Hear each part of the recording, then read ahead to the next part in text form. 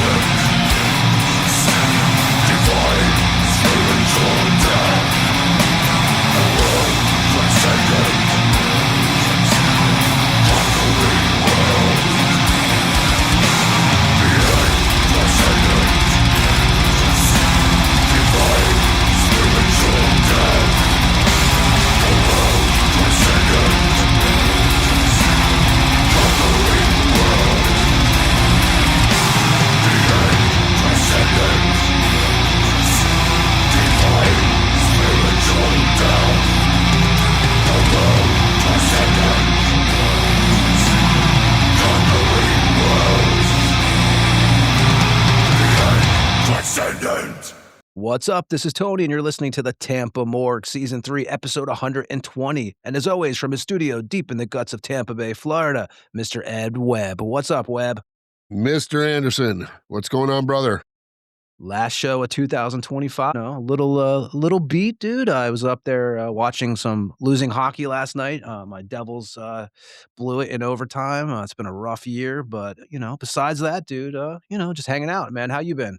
Well, it ain't any worse than your fucking Raiders. Oh, they're awful, man. It's been a rough year, man. It's been a rough bunch of years. Trust me, I'm sitting right next to you, man. At least you get a good draft spot. We still get nobody. Yeah, hopefully, man. I'm telling you. But yeah, it's been a busy week, dude. Obviously, the holidays, man. My kids actually woke up. I don't know what happened, but my kids woke up before me and my wife, and opened up their shit without us. So it was. I told my wife that yesterday, and she pulled out this little thing.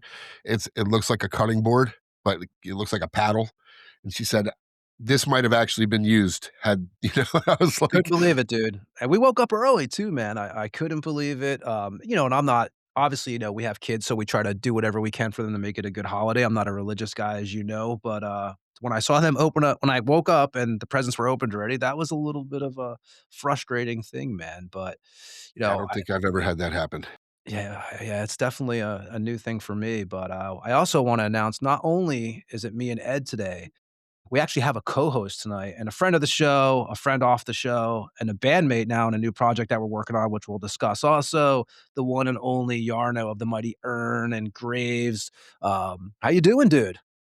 Hello, Tony and Ed. It's been relaxing holidays up here and doing not that much, but basic things. Playing guitar, bought some presents for the kids, and visiting them at Christmas, but mostly spending my time alone a bit. Yeah, I've been chatting with one girl from New York, so, and we live quite opposite time. And when I wake up, she's about to go to sleep, and we catch each other on those timings, and it's a bit intense, so to say. It can work, though, dude. Look at my situation; it can work.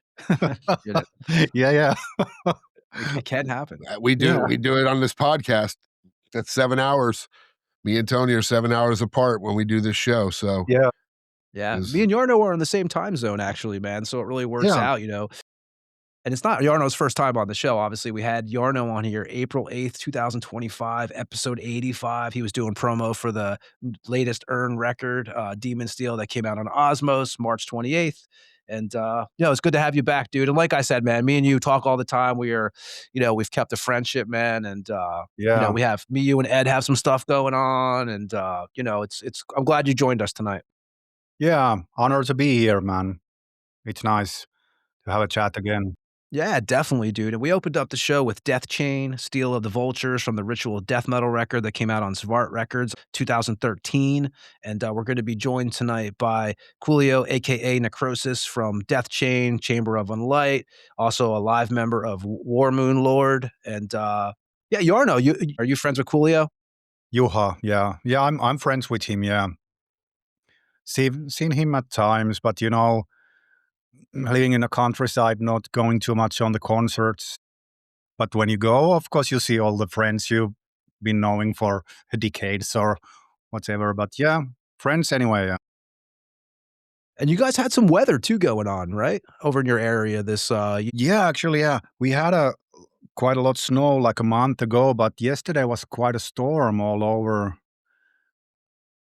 this area, at least where we are living, and I think you guys witnessed it as well when you're doing the podcast with Juha. Yeah, he got some weather going on too. So and we haven't. I'm telling you, man, over in Lithuania, when I first came here, it was cold as shit the first couple years, and it's still cold. Like we had -10, I think on the 24th a couple days ago, but it hasn't been that proper, like everyone tells me around here, which I've experienced like 2 of them, but it's not that proper Lithuanian winter. And you guys are kind of dealing with the same thing. Yeah, but the past years have been quite good ones, but now it's the same exactly like 20 years ago. I was fishing on New Year's Eve like 20 years ago, and now it's a bit same situation. But weather goes a bit in cycles, so we never know what happens, kind of. And as we go into the new year, I was just looking too, man, and it's crazy. As of today, which we're recording this on December 28th, this is 10 years since Lemmy passed away. I mean, if you really think about that, 10 years. Yep. It's a long time. Fuck. We saw him, month before? So we saw him the second to last US show they ever played, because they played Pompano the day afterwards. We saw them, I wanna say it was, oh man, September 25th, I believe it was, something like that. We saw Ed got tickets from a relative. We saw them, and I've been fortunate enough, and Ed too, to see Motorhead a bunch of times. We saw him at the House of Blues. It was September 20. I want to say it was the 25th. I always try to remember that date. 40th anniversary tour too. Yep. Yeah, I saw him with Slayer and Overkill on the South of Heaven tour, which was absolutely fucking insane, man. Because that was, and honestly, Rain and Blood was great, but Slayer in their prime was starting to really hit, like live, like when their shows were killer. And South of Heaven, was when they really started fucking killing it. Jarno, have you seen Motorhead live? Yeah, I've seen them a couple of times. One of the most memorable one is the Monsters of Millennium. It was Manowar, Dio, and Motorhead, year 2000. That was pretty awesome. And I even remember the price of the ticket was less than 200 Finnish marks, which is less than 50 euros in these days. So it was quite cheap back then. Yeah. Wow, yeah, that's a good deal. Yeah, but actually, have you guys ever seen that it was, I don't remember how it went, but Lemmy was visiting Finland just before he died, and they did a commercial with him with some, it's called company called Kuolio, and they produce milk. And they did an advertisement with Lemmy. It's like an old school gas station, Lemmy stepping out from the gas station and looking at the camera and just saying that I have never drank milk and I never will, you asshole. It's on YouTube, but it's really like it's summarized somehow these Finnish misanthropic feelings, and you guys just check it out. It's awesome, and it's just a few weeks before he was. That's crazy. Yeah, it's really worth to check out, man. Yeah, I need to check that out. He definitely looked fragile when we saw him. I believe, yeah. But he let me tell you, if you've ever hit, and I know you play bass, if you've ever held a Rickenbacker, that's probably the heaviest bass on the planet to hold and try to play. And he made it look like it was, that dude was what? Maybe 140 pounds, 150 pounds in his heyday. I mean, he wasn't a big guy. Yeah. Man, playing that bass, and then, man, that I don't know. He was up there holding that bitch, and I was like, man, this dude looks, I remember telling Tony, I was like, this guy looks bad, because you bought the drum head. You're like, that was a smart decision, man. So yeah, Jarno, they were selling. I'm walking. I think I was heading to the bar or whatever I was headed, and I went by the merchandise stand. And actually, the line wasn't too big at the time period, and they actually had like these drum heads signed by all of Motorhead. It was like $30, and I was like, you know what? I'm gonna grab one of these.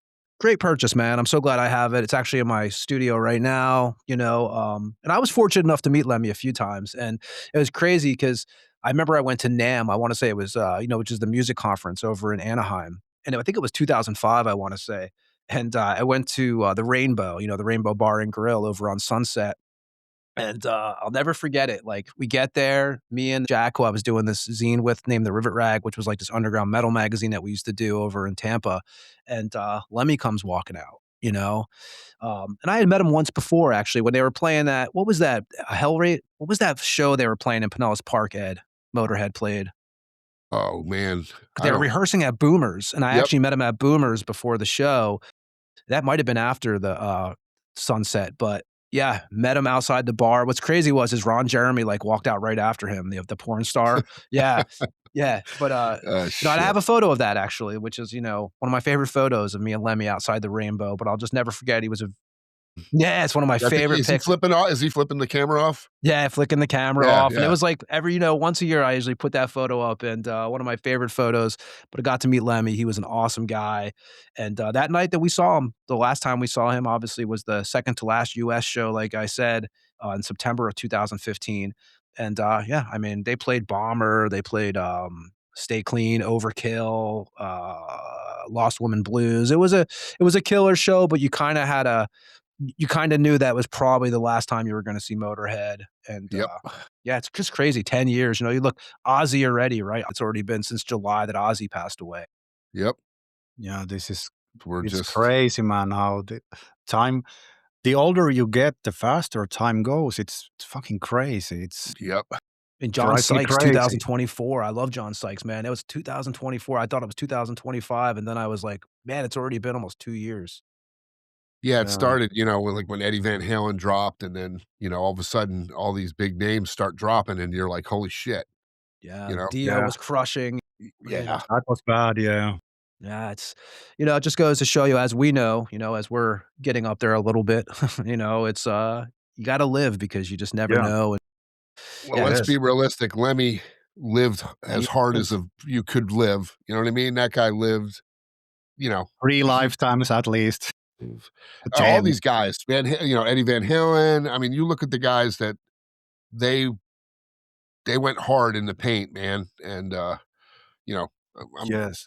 I'm kinda Except Keith happy I never did Richards. that, you Except know? fucking Keith Richards, still rolling. Keith Yeah, Richards man. Yeah. is Yeah, I mean, you know, there's a lot I of them. mean yeah, so it just goes I saw that it was 10 years, and I just couldn't believe it, but, and for you, Yarno, what is, some of growing up in Finland, man, what is some of the historic concerts that you've seen that you look back now and say, like, "Holy shit, man, I'm glad I got to see that tour," or, see that event?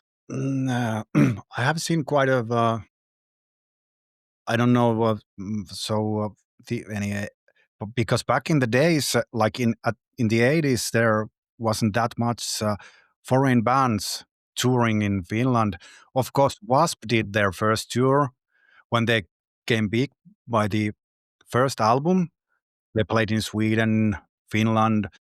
I couldn't go there, but probably the early days of Tarot gigs, they were so nice. But it was kind of a local band, and they played like once in a month in a youth clubs or in a ice hall, whatever. That was quite memorable ones. And I have seen also, you guys know Stone from Finland.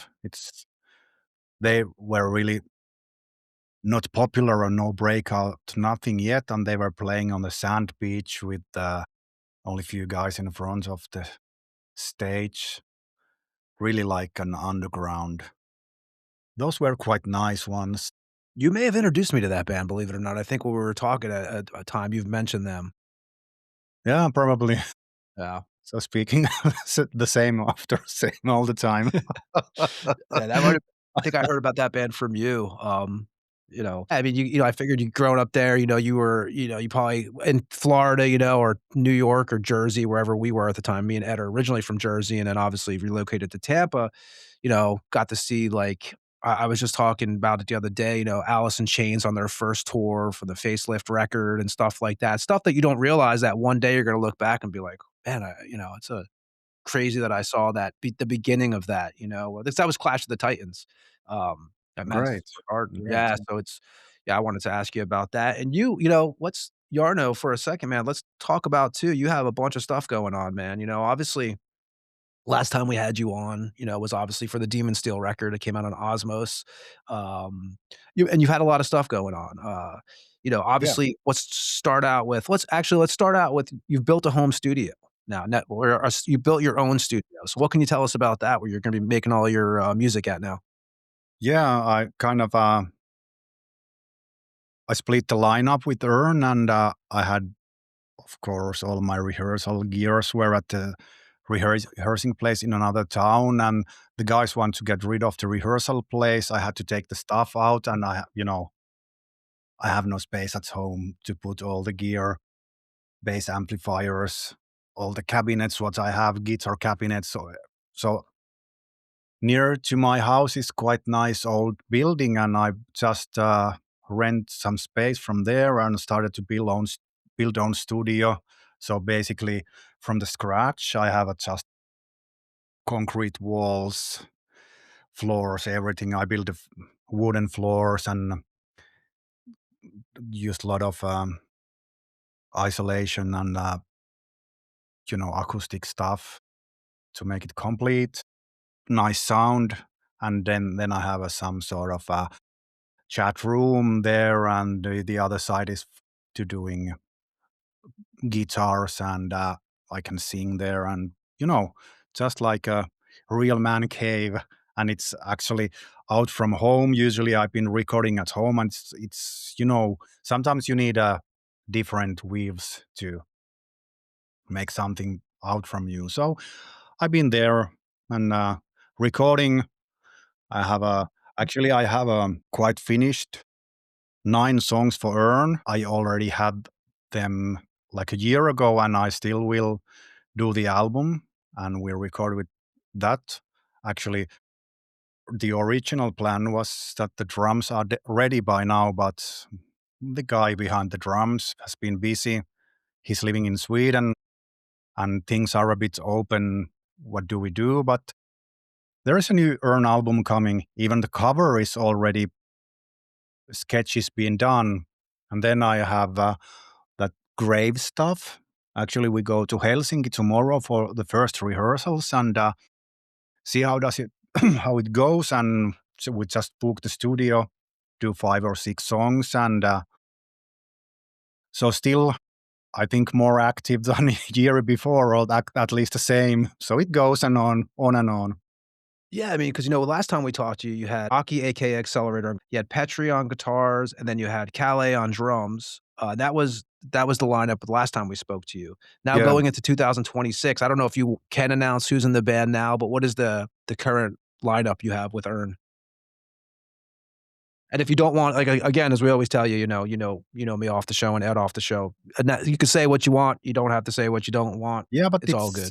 Things are just a bit open, so I don't reveal the names yet. But totally understand. Let's say the guys have been in the famous bands as well. So they're already a name in the scene. So the guys anyway. Yeah, I know the guys. Save for a second to make everything sure.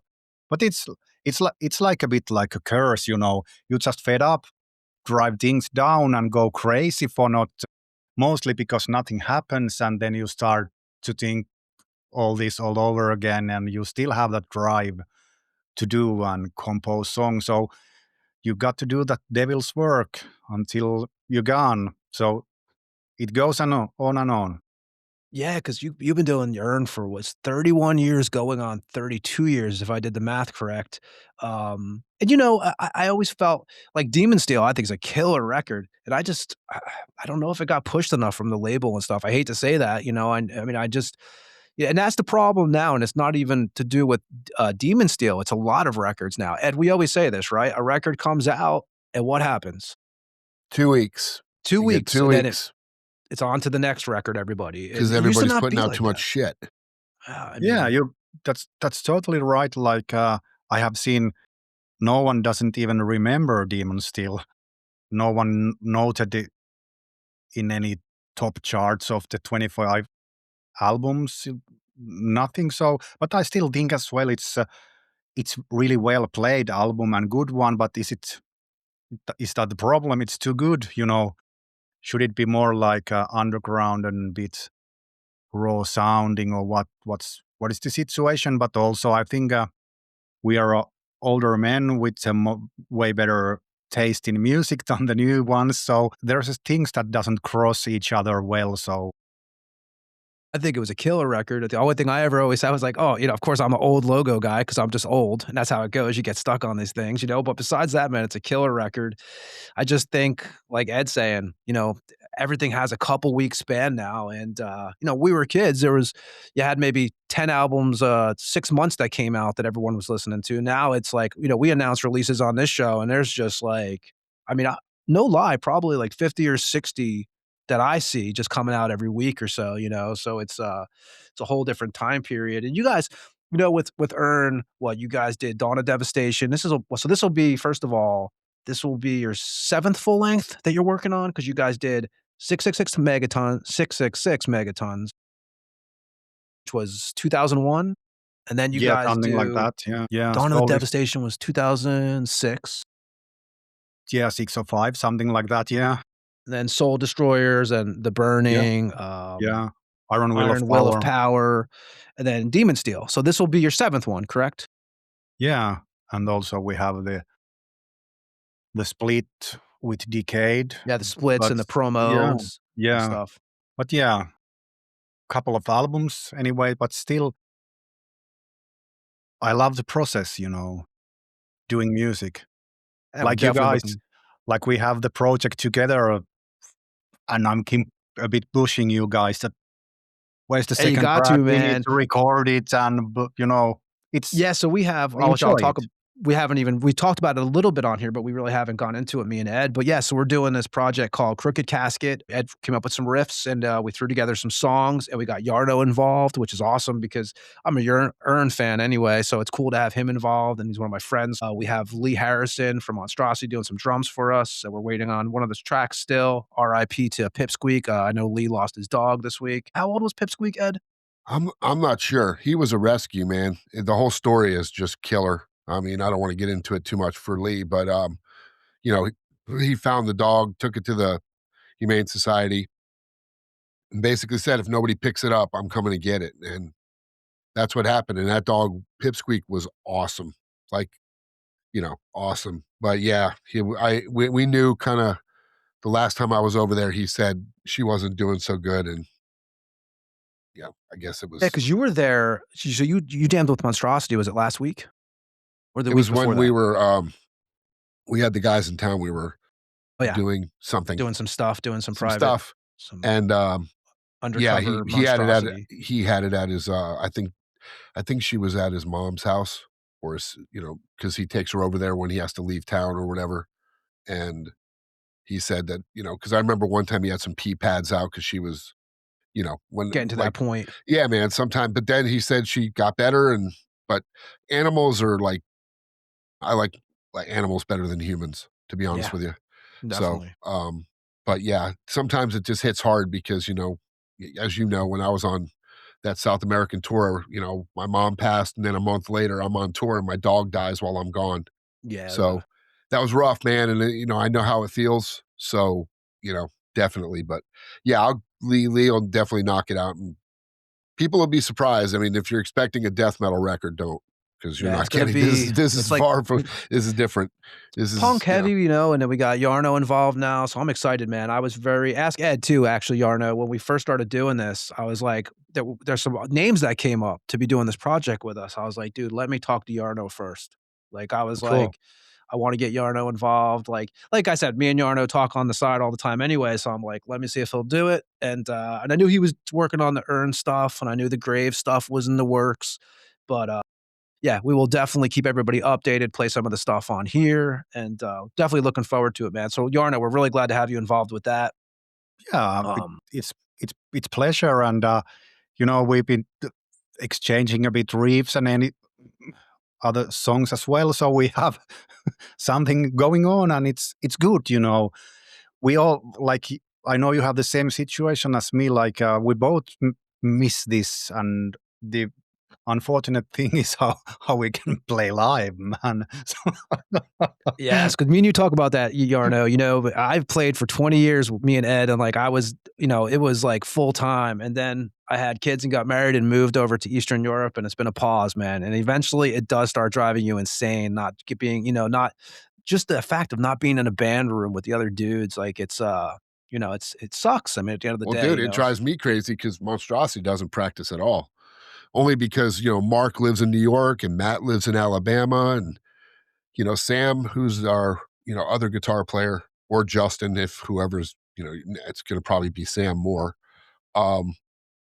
If they get together, he's working on the stuff because he doesn't know a lot of, we're working new tunes into the set, and, so they don't tell me because they're waiting to get him up to speed. So it's like, I've been sitting here not doing shit, until 2 weeks ago or 3 weeks ago. I haven't touched my bass since we played that show when you came. Yeah, at the Swarm Fest in November last year. Yeah, so, if the whole contorted thing didn't come back around, I'd be just fucking doing nothing, like zero. Like I just, I get people asking me to do the old DTR stuff. I just don't have any desire to do it because I don't like to rehash shit without people that were involved. I just, to me, it's not, I'd rather just do a whole new project. And then do I want to do that? No, not today. Writing a whole new band today. I mean, Crooked Casket's different because we're so used to writing what we write. Me and you, when we come up with stuff with, with Flesh Reaper, whatever we were doing, doesn't matter. We would always come up with stuff. But coming up with a brand new band today, unless you've got like the super group, like the Kerry King, where you got fucking Mark and, Phil Demmel and all the big wig names you're going to throw together in a band so you can get some clout. It's not going to work. You're not getting anywhere with a new band today. Sorry. I talk to Jarno all the time, and Jarno is constantly into music and making music. So kind of it kickstarts me again, man, because you kind of get into this lull where you kind of start doing other stuff. And, like Jarno said, we've been trading around other riffs too. And this is just the beginning. Once we get these couple tracks done, it's going to hopefully, we're going to be doing a bunch of other shit. So I'm definitely excited about that. And Jarno, again, glad to have you involved with us, man. And, should be killer. Yeah, for sure. Do you guys have a bit like a feeling, when you are not playing any shows? It's like you are watching some sort of a real film, and you have to be in that one as well. Like it's engraved in your DNA, and you know that you need to be there too. It's crazy, Yeah, because the last show you played, if I'm correct, was Steelfest 2025. Yeah.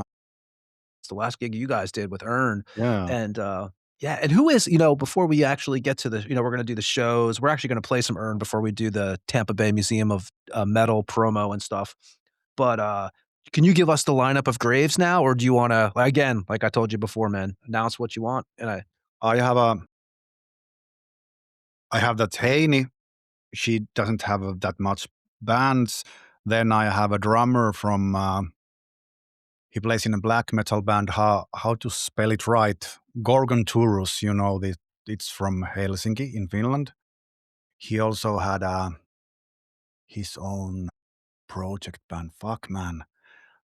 Here you see how old you get when you don't remember the names of the bands.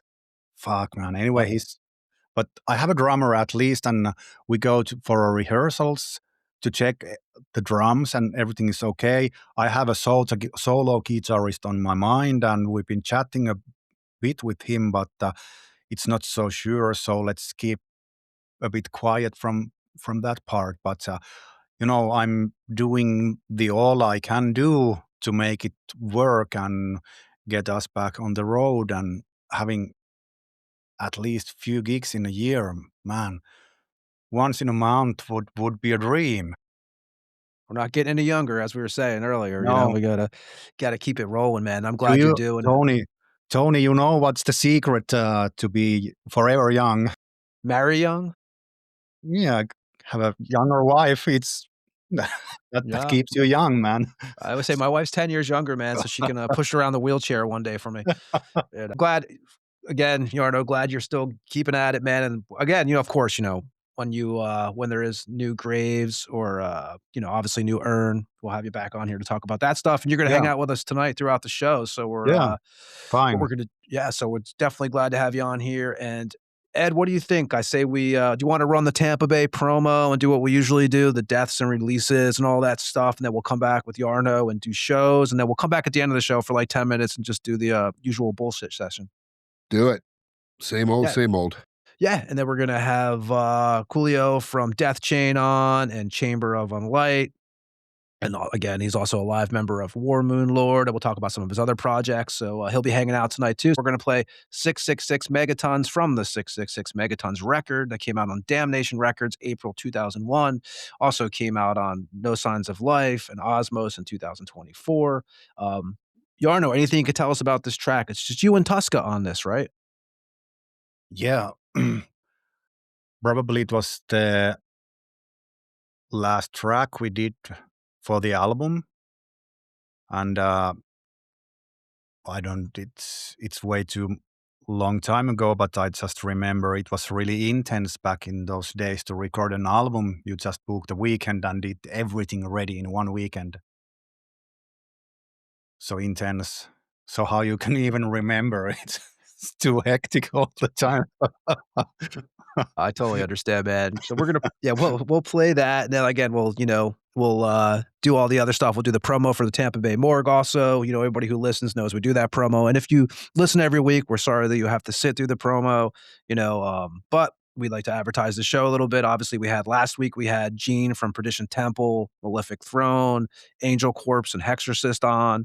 I know before that we had, I think it was Necromaniac out of the UK a couple weeks ago. We've had Morgul on from Finland, Lord Sabathan from Slaughter Messiah, Enthroned, Morbid Death, Heinous, and a whole bunch more that we'll talk about here in a few minutes when we do the promo for the show. But if you guys are cool, I'll run the Earn track and we'll go from there. What do you guys think? Run it. Yeah, in your face. And this is Earn with 666 megatons, and we'll be back on the Tampa Morgue with Jarno and Ed after this track.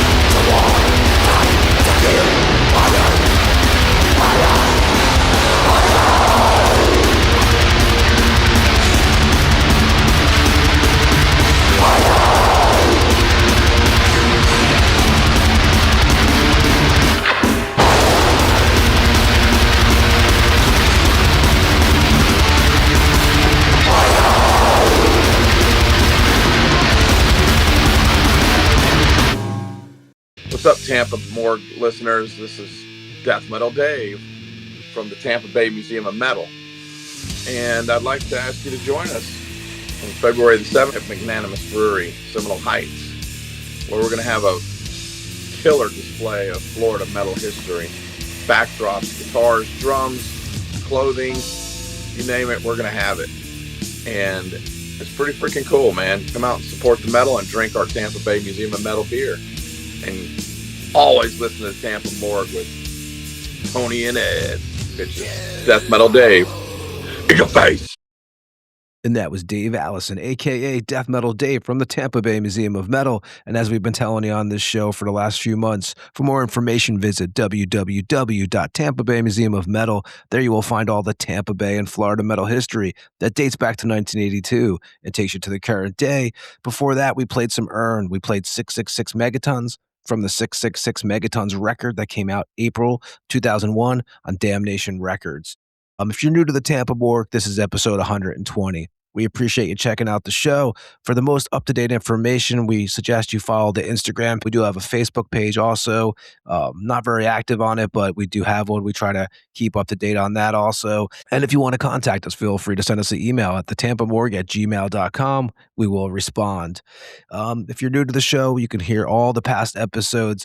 This is episode 120, like I said, so there's 119 back episodes. You can go back and hear interviews with guys like Ritual Butcher from Finland's Ark Goat, Kev Desecrator from Sepulchre, Destroyer 666 and Benefication, Tony Thomas from Vomit Witch and Torture Rack, W. Horror Preacher from Vomit Angel and Mask of Satan. We had Anti from Cadaveric Incubator, Satanic War Master, ex-Slugother on the show. We had Magnus from Aberration, ex-Condor, ex-Mayans Hill on the Morgue. We also had Simo, a.k.a. Black Venom on the show from Flame. He was also at one time an Urn and a Dorier. We had Ed Miller from Negative Plane and Cote de Ghoul on the show. Eric Nira from Ghost Seaman and Evil Dam. Odin and Inferno from Disaster out of Germany. Sergeant Salston from Deathhammer and Punger. He was on here. We had Daniel Avenger from Nocturnal, Angel of Damnation, and Black Priestess Satan on the show. We had Pat from Hell Witch, Bobby Gustafson of Overkill and Satan's Taint. Vincent Crowley's been on the show a few times from Acheron and the Vincent Crowley Band, also Nocturnus. We had Lord Aramon on from Dark Funeral, Adam from Cardiac Arrest, Blaine Cook from The Accused, Dave Austin from Nasty Savage. A few weeks ago, we had Nasty Ronnie on from Nasty Savage for about 4 hours. On that episode, he takes us deep into the history of the Tampa Bay metal scene. John Gallagher of Raven, Paul Speckman of Master, Deathstrike and Abomination and Cadaveric Poison. We had Chris Reifert on the show from Autopsy, Eat My Fuck, Abscess and Violation Wound, Yano from Anal Vomit. We had Udo from Accept on the show, Snowy Shaw from King Diamond and Merciful Fate. We had King Fally from Deceased in October 31 on here, Dawn of the Dead from Nunslaughter and Satanic Threat, Jeff Manis from Venom. He was on here for 5 hours, takes us on a deep dive through the history of Venom, Tony Dolan from Venom and Venom Inc. and Adam Craft, Terry Butler from Death, 6 Feet Under, Obituary, Massacre, Inhuman Condition, and Denial Fiend, takes us deep back into the old Death years. Great episode for Tampa Bay history fans. Jim and Pat from Morbid Saint, Kyle Thomas from X-Hoarder, Trouble, and Floodgate. Dallas Toller Wade was on here a few times from Nile and Narcotic Wasteland. We had Vietnam's Blood Serpent, Jamie Bailey of Brodequin and Liturgy, Harry Quokenin from Hooded Menace, Hail Conjurer, Horse Latitudes. We had Lee Payne from Club and Hoof on here. Gene from Angel Corpse was on here last week, and he's been on here twice, actually. It's always great to talk to Gene. Henry from God Dethroned. Glenn Destructor from Australia's Destructor. Chris Volcano from Abominator, Ex-Destroyer 666, Cemetery Urn, and Denouncement Pyre. We had Luisma from Hemorrhage on here in Depopulation Department. Rob from Lucifericon and Ex-Destroyer 666. Luciferian Rights out of Mexico. We had David Howard Thornton, who played Art the Clown in the Terrifier films on here. Evic from Mordant Red. Johnny Palmer from Malevolent Creation. John Walker from Cancer. We had Phantom out of Mexico. As you can see, the list goes on, but you can go back and listen to all the old episodes for free wherever you listen to podcasts, whether it be Spotify, Apple Podcasts, wherever the hell you go. I'm going to have to get a commercial done. Gets a little old reading those names off, but we appreciate you listening to the show. And now what we're going to do, what we always do on the Tampa Morgue, we're going to mention the musicians who passed away. We're going to do releases, then we'll do shows, Then we'll get to our guest. And first, for musicians who passed away, I'm going to mention a Portuguese-born bass player named Pedro Mendes. He was the bassist of GAR, Alcatea, and Gargoy. Next, I'm going to mention a Malaysian vocalist, bassist, and guitarist, Ozzy Muhammad, played in Damakis, Demiser, and then last, I'm going to mention Janto, the Norwegian-born vocalist, drummer for Ragnarok, Schilter, and Perdition Hearse. He passed away at the age of 48. Now I'm going to mention the releases. First, I'm going to mention Mutilation, a black metal band from France. They're releasing an album titled Pandemonium of Egregores on Osmos Productions. Mutilation formed in 1991. The first release was a 1992 Rise to the Twilight of Hell 7-song demo. Mutilation put out a handful of demos from 92 to 95 in the EP before the band put out their first full-length titled Vampires of Black Imperial Blood on Jakar Productions. This will be the band's 7th full-length and follow-up to the 2024 album Black Metal Cult. This one has 5 tracks. Pandemonium of Egregores comes out on December 26th on Osmos. Next, we have True Iron Will, the Texas black metal band. The title of this one is Spirit of Steel. It's coming out on Nuclear War Now Productions. True Iron Will's first release was a 2022 self-titled full-length. The band features members past and present of Merciless Savagery, Skeleton, and Lost Hierarchy. Available December 31st on Nuclear War Now Productions. Next, Suicidal Winds, the Swedish black thrash metal band, is putting out an album titled In the Fire 666 on Wolf Cult Religion out of the Netherlands. Suicidal Winds formed in 1994 and put out a demo also in 1994 titled The Road 2. The band's first full-length was 1999's Winds of Death. This will be the band's 6th full-length. The band features members of Protector and Axis Powers. In the Fire 666 will be available on Wolf Cult Religion on December 31st. I have a few more for you here. Graveworm, the Ohio-based black death metal band, is releasing an album titled To Rule the Night. Graveworm formed in 1992 and put their first demo also out in 1992 titled Beastile Wrath. They've put out a shitload of demos, splits, EPs, and compilations in the past. This, I believe, will be Graveworm's 17th full-length and follow to their 2025 album Necromantical Fiend. To Rule the Night is available January 1st, 2026. Got to start saying that now. Next, we have Arcane Frost, the German black metal band who's putting out an album titled Knight's Cavalry on Bleeding Heart Nihilist Productions out of Germany. Arcane Frost formed in 2015, put out their first demo titled Cosmic Winter in 2017. Then they also put out an EP titled Dragged into the Void in 2019. Knight's Cavalry has 7 tracks and will have a limited vinyl press of 200 copies. Night Cavalry will be available January 3rd. And last, 1986 is the name of the band. They're a sludge metal band from the UK. Carnival is the name of the record. It's an independent release. The band formed in 2023, put out an EP in 2024. The debut full length will have 11 tracks and be available January 2nd. Webb, what do you have for shows? All right. For me, as for shows, I ain't got jack shit. I looked, I didn't see anything except for probably what you pulled, but at the Orpheum or the Brass Mug, I didn't see anything coming up in the next couple weeks. So there's some stuff coming up, March, but we got many shows coming before that. So we'll announce a lot of that stuff as it gets closer. Yeah. And I think now, at the end of the year, it's probably going to be a little quiet, right? I mean, I don't think there's going to be much going on right now because you just finished the holidays and you're rolling into the new year. So it's going to be a little quiet. I do have 2 shows, and, not really, not so, I guess January 9th is a close one. So we're going to announce that one first. The Pest Coast Tour will be playing at the Crowbar. It's in Human Condition and Wretched and Thrash Panda. It's $15 advanced, $20 day of show, and doors at 7 p.m. In Human Condition, everybody knows Terry Butler. We had him on here for a couple hours. Jeremiah from now Overkill. He was with Venom Inc., The Absence. Taylor from Deicide. So, they'll be playing at the Crowbar on, again, January 9th. And the only other one I have, which I'm going to announce, which is kind of a little early to announce it, but I just got my buddy Ed just informed me about it, so I will mention it. Saturday, February 14th at the Conduit in Winter Park, Florida. Druid Lord, Hatred Creation, Narcos, and Riffasippy. And that's doors at 8 p.m., $20 at I guess $20 is the ticket price for the show. And that'll be at the Conduit again in Winter Park, Florida.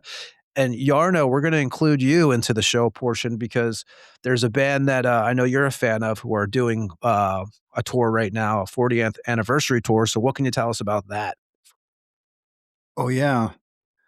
Tarot is playing like 9 shows in Finland in January. And I'm expecting, only classics coming on. They are celebrating their first album, The Spell of Iron. So that's 1986 that came out, and I talk about time flying. Yeah, that's fucking crazy, man. But it's awesome album, and I always loved that band. And they had a really hard-working mentality, and things got worse, and band kind of laid on ice. Then they came back, but at some point the guys came back, getting popular, big concerts, albums were selling better and stuff like that. But then the drummer died, and oh fuck, that was tragical. But now the guys are back. They actually did a couple of shows last summer, and they were sold out straight away. So I'm expecting. I already have a ticket for the first concert to 2nd of January here in Tampere, and see how the guys are going. And I'm expecting it will be good. Yeah, there's actually, 2 original members, right? Zachary and Marco are still involved in the lineup? Yeah, they're brothers. Yeah, so you got 2 originals in the band, and again, the 40th anniversary tour, 9 shows, and yeah, so figured we'd throw you in the mix, for the show announcements. So I appreciate you doing that. Yeah, thank you. And so I guess what we're gonna do now, guys, is we're gonna get to our guest, and then we're gonna come back at the end of the show with me, Jarno, and Ed, and kind of close it up from there. But unless you guys have anything else, I'll play some Chamber of Unlight, and then we'll get Kuolio, aka Necrosis, on here. Yep, let's do it. Cool. Yeah, have fun, guys. Yes, and we'll all be back at the end of the show, everybody, me, Jarno, and Ed. But for now, we're going to get ready to bring Juha on here, Kuolio, a.k.a. Necrosis, from the band Deathchain and Chamber of Unlight. And before we do that, we're going to play some Chamber of Unlight. We're going to play Crown of Divinity that came out on Werewolf Records, August 12th, 2021. And we'll be back with Kuolio after this track on the Tampa Morgue.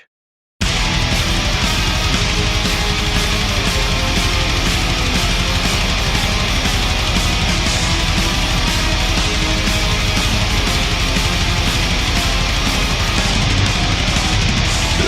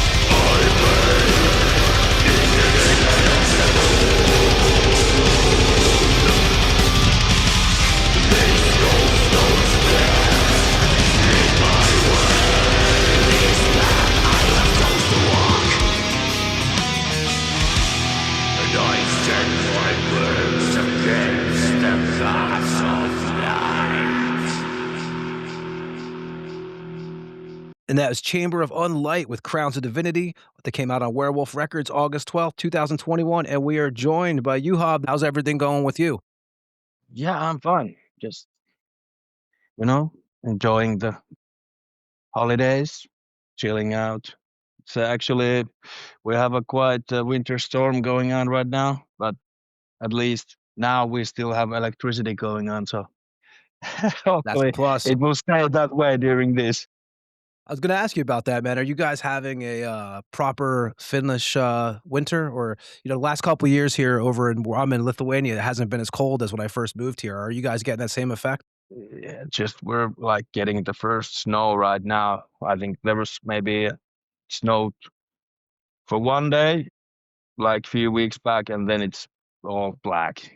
This is the first like black winter I remember, but now it's snowing as we speak. But this is like, yeah, it's gone. It feels the winters are warmer and warmer every year. This is something that I cannot remember happened quite often. That's what they're saying around here too. I actually was just seeing on the news the other day that over in Finland there was something about the wolves are attacking all the Finnish reindeer over there. It's becoming a problem. well, I don't know if it's that big of a problem, but yeah, they just forced through a law that they're now allowed to hunt wolves and lynxes and wolverines again. I'm not sure what's wolverine on the list, but anyway, more of the predators because they think that they are harmful for the environment or something. I don't know. Yeah, I just seen that on the seems kind of over exaggerated. Yeah, exaggerated to me, man. There are not that many wolves here. At least I haven't even seen one in nature. Yeah, but I know. Yeah, there was something in the news that they were attacking the reindeers, but I think there's plenty of reindeers to go around. I just saw that on there recently. And before we get to your background, which we always, start out with the history before you were even in bands, but the last Deathchain show, that was in May? Yeah, I think so. And Chamber of Unlight, you guys were supposed to play Metal Threat, right? But that fell through for you guys? Yeah, it was the visas didn't get approved, so we were denied to come to the States. Yeah, Ed will tell you. Ed, how many bands did we have on, man? There was probably on this show, we've probably had 10 bands that everyone's visas were getting dropped left and right. Yeah. Crazy. Yeah, it was just, I don't know. It was weird. Once it started to, once it started to unfold, like we realized that we're not probably going to make it because one band after another announced that we're not getting our visas approved. So yeah, we talked to a lot of the bands that had the same issue. Like we had, a lot of the bands, like we had like John Berry on who was playing in like 3 of the bands that were playing that festival, and it all started rolling downhill. So it wasn't a big surprise, but you were born in Kuolio in 81? Yeah. Well, I was actually born in Vaasa, but I moved there to Kuopio when I was,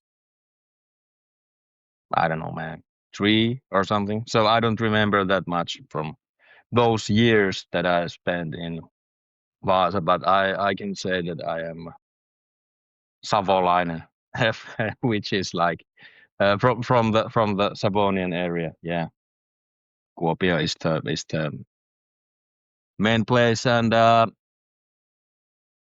lots of great bands come from there. So it was a great environment to grow up. Were your parents like listening to music when you were growing up? And do you remember like the first actual piece of music that caught your attention as a kid? Yeah, my parents listened to music, but not that wasn't like heavy music, more like Leonard Cohen or Finnish traditional old stuff, and but I think the very first like more heavy stuff that I remember was Alice Cooper's Trash, which was given to me by my older neighbor who had it recorded on like it was recorded and 10 times over, and the sound was like coming out from a sewer or something. But yeah, that was the shit, man. And the songs were all wrong because I got the vinyl later on, and I was like, "What the hell is this? It's the wrong. The songs are all wrong." But yeah, it turned out that the tape was recorded all wrong. But that was probably the first, like really more of a heavy kind of stuff for me.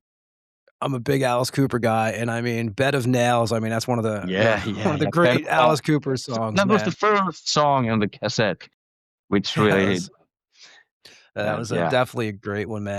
You know, and I have to ask because every band from Finland that we've had on here, there's a guy who plays a part in their upbringing. You know, I know you're born in '81, so I would kind of figure that for you also. Was Klaus Fleming something that kind of had an effect when you were growing up? Absolutely.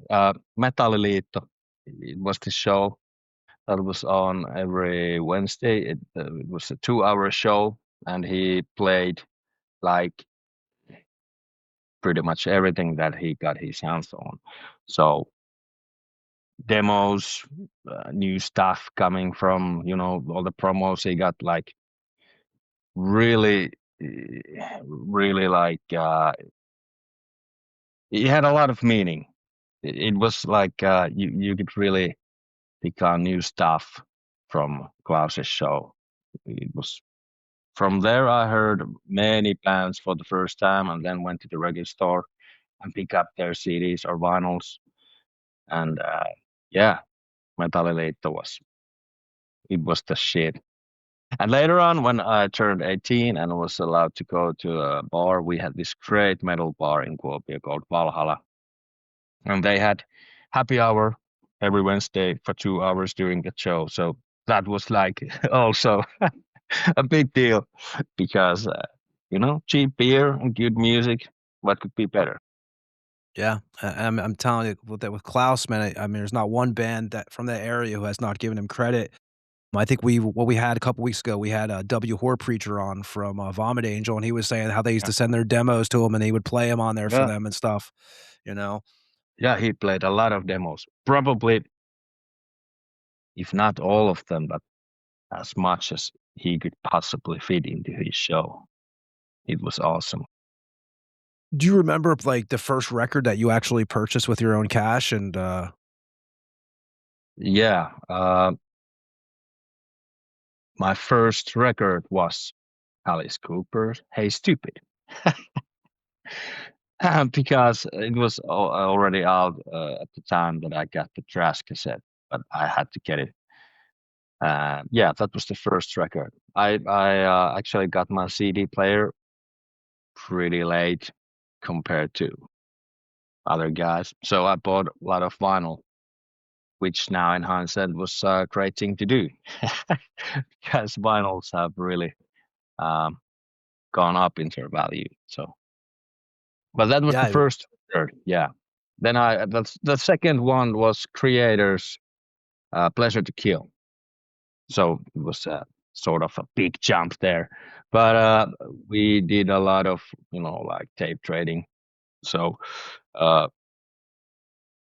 because money was tight, so we borrowed records and CDs, and tapes from each other and copied them around and even sent them to other friends in other towns. And in that way, you could get, you know, lots of new stuff without spending any money. Yeah. How was your guys' selection of record stores for you in your area?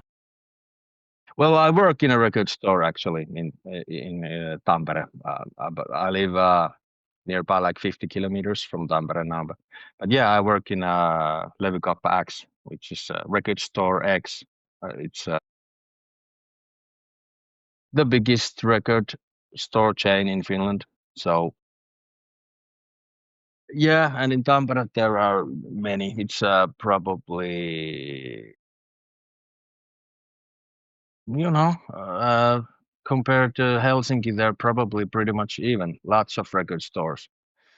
But then, unfortunately, lots of smaller record stores are not doing that well because, I don't know, maybe people concentrate so much on the bigger stores and buying Streaming from the platforms. web. Yeah, streaming and buying from big internet sellers and all that stuff. But yeah, in here in Tampere, it's great. There are like 4 or 5 record stores alone here in Tampere, so it's great. Yeah, That's good these days. these stores that every time I try to visit, if I go, abroad somewhere, I try to visit as many record stores as I can. But it seems to me that what I would really like to see is like really good second-hand record stores, because the stuff in your basic record store is pretty much the same that you have in every record store. So if I really want to find something, it needs to be a second-hand store with old vinyls. Yeah. And like good metal stuff from the 80s or 90s. But yeah, it's hard, man. I think I have pretty good collection. So it's getting harder and harder to find the missing pieces. And if you find them, they will be like priced to $1,000. It's a bit out of my range. Yeah, we were just saying that because me and Ed were just talking, we have we had Ace Records in Tampa and stuff, and we have I have a shitload of records. Ed has a shitload of CDs and stuff and records, and now the prices of them are so, like, when we bought them, it was like $10, you pay $5, and now the Exactly. shit's like $200, and it's crazy the value of now, and it's who knew?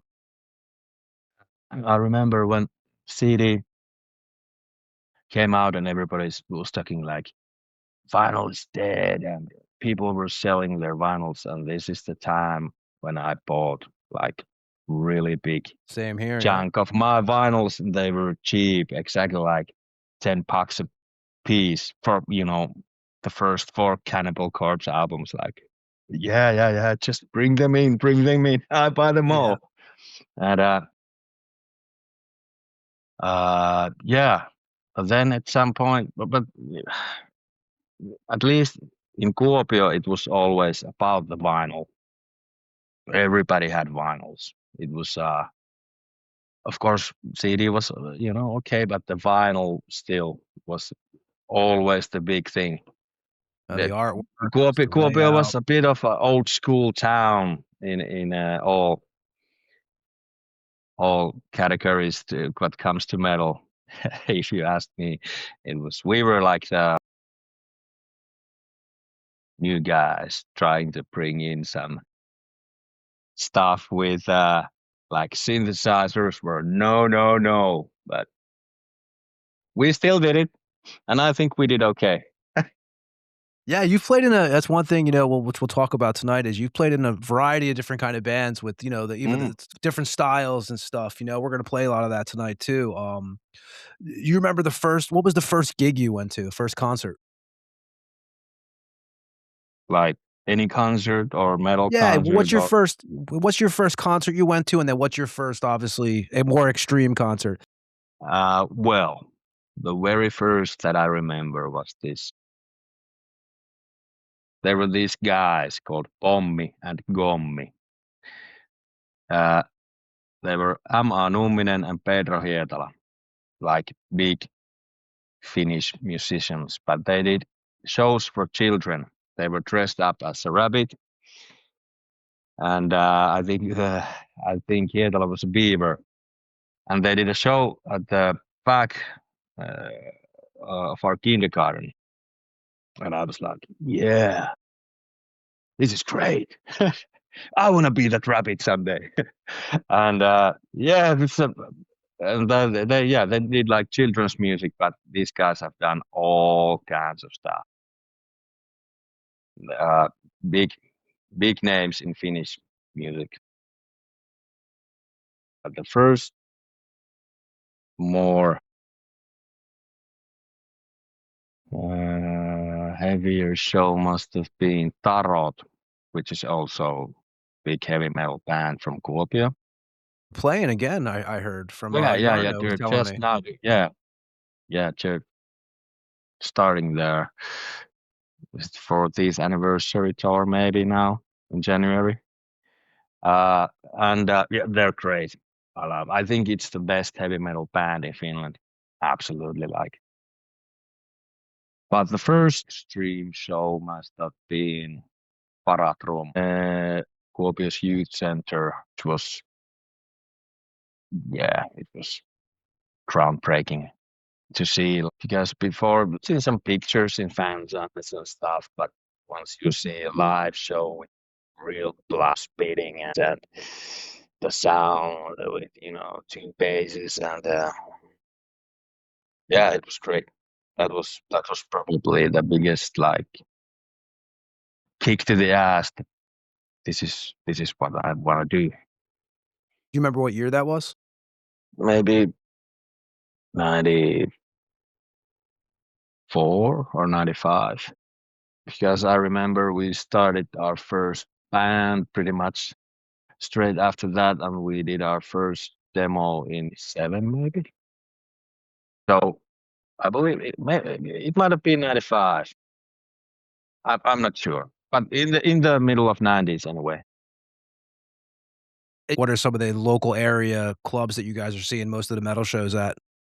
Well, as a teenager, you did get into only youth centers pretty much. So those were the places, and there were good shows going on. But once I turned 18 and could actually get into real venues, in Kuopio there was, well, as I said, Valhalla was the place to be.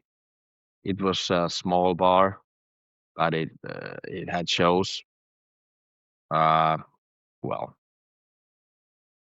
not maybe every week, but at least once a month or twice a month. And like great bands, Impel Nazarene, Unpure from Sweden, Sabbath from Japan were there, and of course like smaller Finnish bands. And then there was Henry's Pub, which was also in Kuopio, more of a rock pub sort of place, but it has good shows. We played there plenty of times, but it's not even there anymore. But then, of course, we had to go to Helsinki or Tampere to see like really bigger shows. So we usually gather up a group and took somebody who had a driver's license and 5 guys in a car and drove there. Nice little road trip. In Tampere or Helsinki, we went to see, I remember King Diamond in Tavastia, and then there was this thrash metal tour with Destruction, Creator, and Sodom, which was great. And what were Emperor were playing in Tavastia. Pretty much anything that got our attention, we would usually buy the tickets and got our asses into those venues one way or another. But yeah, that was, and they were great, like trips. They were even the travel part was great during those days. So yeah, lots of good memories. Yeah. When do you when do you realize with the Finnish scene, you talk about like Impaled Nazarene, you got Beharid, obviously Archigo, Demolic, Demigod, all these bands. Like when did you start realizing where you came, like, wow, like the history of where you're from? Like when did that start hitting you? Was it like 14, 15, would you say? Yeah, something like that. Yeah, it was a great time because without any internet, the sort of mystic aura around these bands was still really strong. Unlike nowadays, you can pretty much Google everything, you know, and find out every goddamn shit about everything. But those days, it was like, yeah, this is gotta be some weird fucking psychos behind these bands, because listen to this. And once the Norwegian things started to come around in Finland, that was like the really like how can I say it? It was you had this feeling that you belong to something bigger that's going on, but you don't exactly know what, because you the only information that you have is what you can get from the news or from dudes or fans or yeah, it was great. Like I really miss those times, because things were especially the black metal scene had this really mystic feeling to it. It was still something considered dangerous and something not to be tolerated by the common folk. Yeah, it's different times now. We talk about that a lot on this show, actually. Like, now you see, you know, you mentioned King Diamond. I think we were saying last episode that when I was a kid, I thought King Diamond, like, either lived in a cave or a castle, and, like, you really believe these Yeah. things, you know, or these and then now you go on whatever social media platform, and there's your favorite guy fishing, Yeah. you know, eating a sandwich. Yeah, it's a shame. I think it really takes a lot out of it. You know, I mean, even though if the music is great, that I still crave for something, you know, that it needs to have some kind of, you know, hidden Mystique or mystery. mystique, to it. You know, it's just That's why we don't do video on this show, man. We say it all the time. We don't do video on this show because we try to, you know, you mentioned Klaus before. When we grew up on WSOU in New Jersey, college radio, metal radio, and you didn't see these things. You had to imagine it. And I always enjoyed that. And that's kind of, you know, now you watch metal shows and it's a lot about the host or the influencers that you're watching. And we try to cut that out of this, man. So it's like a, you know, a big thing with us not to do that. But, you know, you mentioned your first band, you know, so was your first band Shade Empire, or was the one before that? The first one was called Fiery Dawn. It was like influenced by, let's say, a mixture of death metal and Iron Maiden. We really didn't know what we were doing, but we rehearsed a lot. It was a 3-man band, and we had a great drummer who is unfortunately now already dead, but he was a great drummer. And we booked a studio from Studio Sound, of course, because Beherit Drawing Down the Moon was recorded there, so we needed to go there. Yeah, it was a great experience. We were, you know, I think I was 16 or 17 years old, and the other guys were a year or two younger than me. And we really knew our shit, so it was pretty effortless to record it. I remember doing my guitar and vocals in the vocal booth just to save time, doing it at the same time. And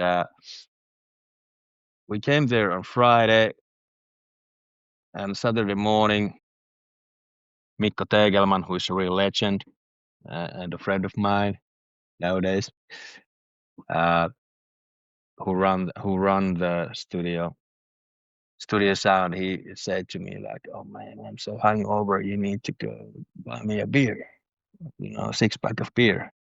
And I was too embarrassed to tell him that I am underage. I cannot get you any beer. But I was like, "Yeah, cool, man. Just give the money. I'll get it done." And I went outside and I had to find some of my 18-year-old friends who gotta buy me a beer. 6-pack of beer, then I can bring it back to the studio. Yeah, and sure enough, I did. The recordings went on after Mikko had his hangover beers. And the third day it was we mixed it, and it really didn't sound that good. It is something that you do when you're, You're 16 young. Yeah, we all have. Yeah. years old. Yeah. But yeah, and pretty much after that, we had few bands with the drummer, more black metal stuff, that I actually used some of the riffs in Chamber of Unlight's first album. So they like way back into those days. But yeah, Shade and Pyro came in the late 90s. It was pretty much influenced by Dimmu Borgir.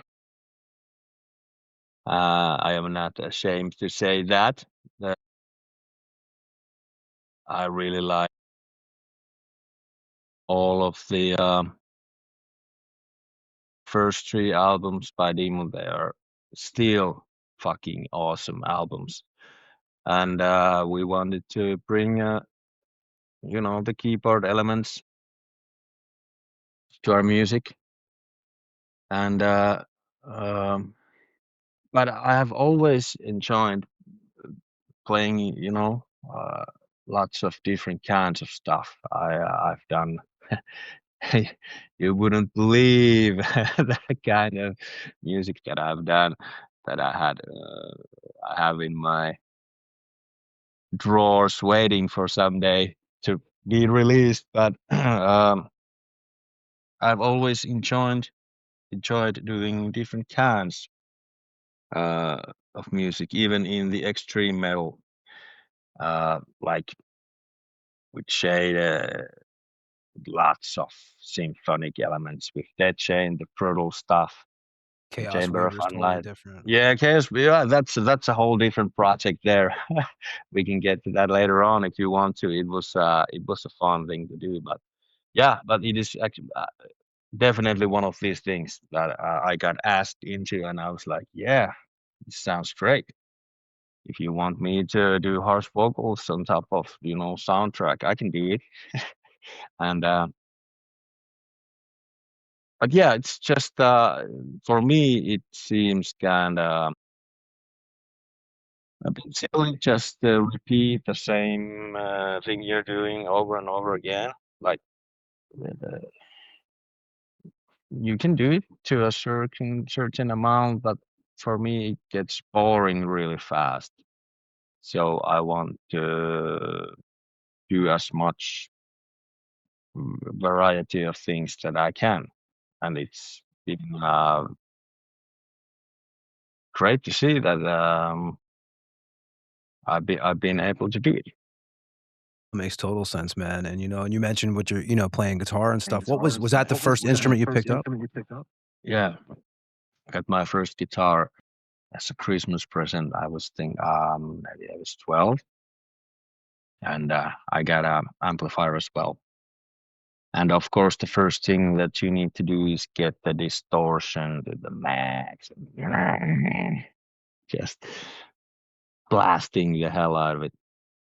Until my parents came up to my room one day and told me, maybe you should try to learn something actually with this guitar thing.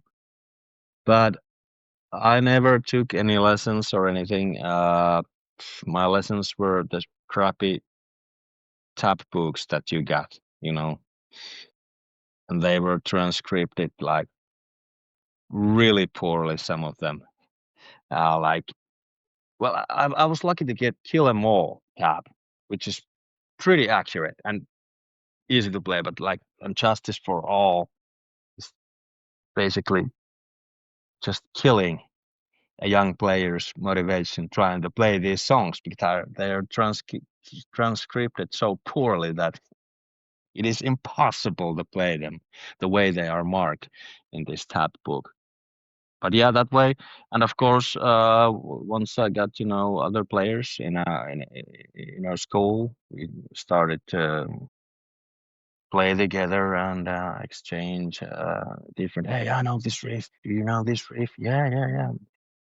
And it was pretty much everything self-taught.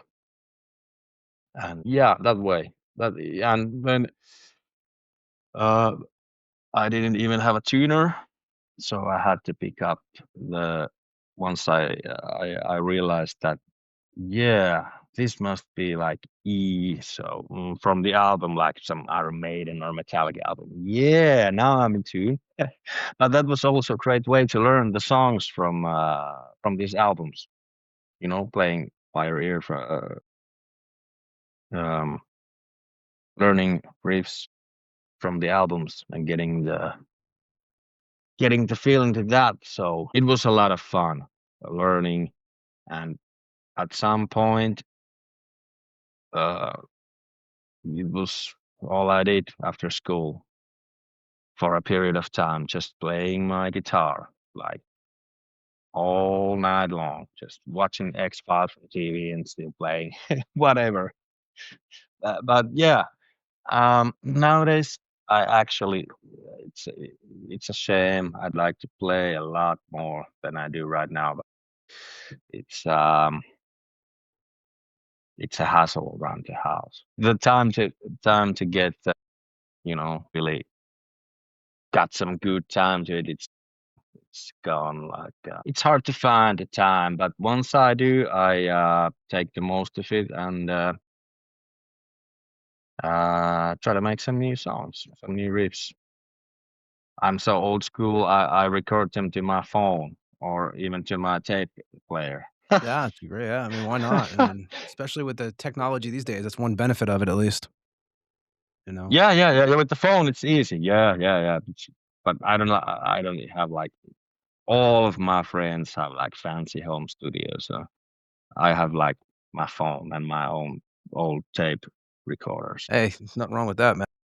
So, with the Shade Empire, you're doing that. 2000, you do a demo titled, Throne of Eternal Night, and then another demo in 2001. You guys do that, and then 2001 also sees the birth of Deathchain. When do you become familiar with were you familiar with the band Winterwolf prior? Yeah, in a way. Corpse lived in Maaninka, which is maybe, I don't know, 20, 30 kilometers out from Kuopio, with his older brother that I actually got known before him. And through his older brother, I got to know Corpse, who was having Winterwolf. But then they both moved to Kuopio. And Corpse was like, we were at Valhalla Bar, of course. And he was like, yeah, I was thinking about, it's pretty hard because, the guys from Winterwolf are still in Maaninka, so maybe we should put up a new band. You want to join? And I'm like, hell yeah.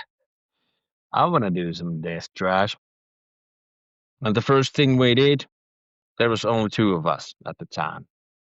We put all the spikes and bullet belts and goddamn artillery that we had on and went straight to take some photos because now we have a band, which had two guys before even, not a goddamn single chord was ever played. But yeah, and soon enough, Corpse came to me and, oh man, you gotta hear this drummer. This is this young kid, he's amazing. And I'm like, yeah, maybe we'll see. Is this The first Kasara? first time we went to their rehearsal place, I was blown away. Like, fuck, this dude can play. He was fast as shit. There's like, I have never heard anyone play so fast blast beats. But yeah, now I'm used to it. Been playing with him for the past like 20 years plus. But he has got to be like,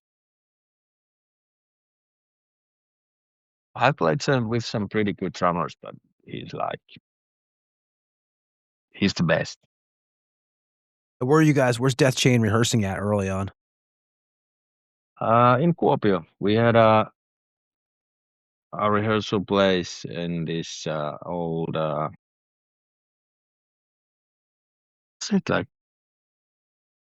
Was it a slaughterhouse or something? Maybe I'm making this up, but I think it was something like it used to be a slaughterhouse or something. But downstairs there was like this bomb shelter that we had a rehearsal place, and a friend of ours, band called Scar, still plays there. Really brutal death metal that me and Kastara have actually been working on with. But yeah, it was a great place to rehearse, and we rehearsed a lot during those days, like 3 or 4 times a week, just to get the set going really smoothly, and we did. Still nowadays, if we need to rehearse like some old song to a set, it just comes from the back of my head, even though if I hadn't played in 10 or more years, it just comes out from somewhere. Then we get a really good. We had to leave the place at some point. Can't remember the exact reason. Maybe it was because we got a better rehearsal place, just downtown Kuopio. The old one wasn't far away either, but the distances are really small. If you can, Kuopio is a small town. But we get really good place, like downstairs from this gig venue called Rupla, and we made it like really special.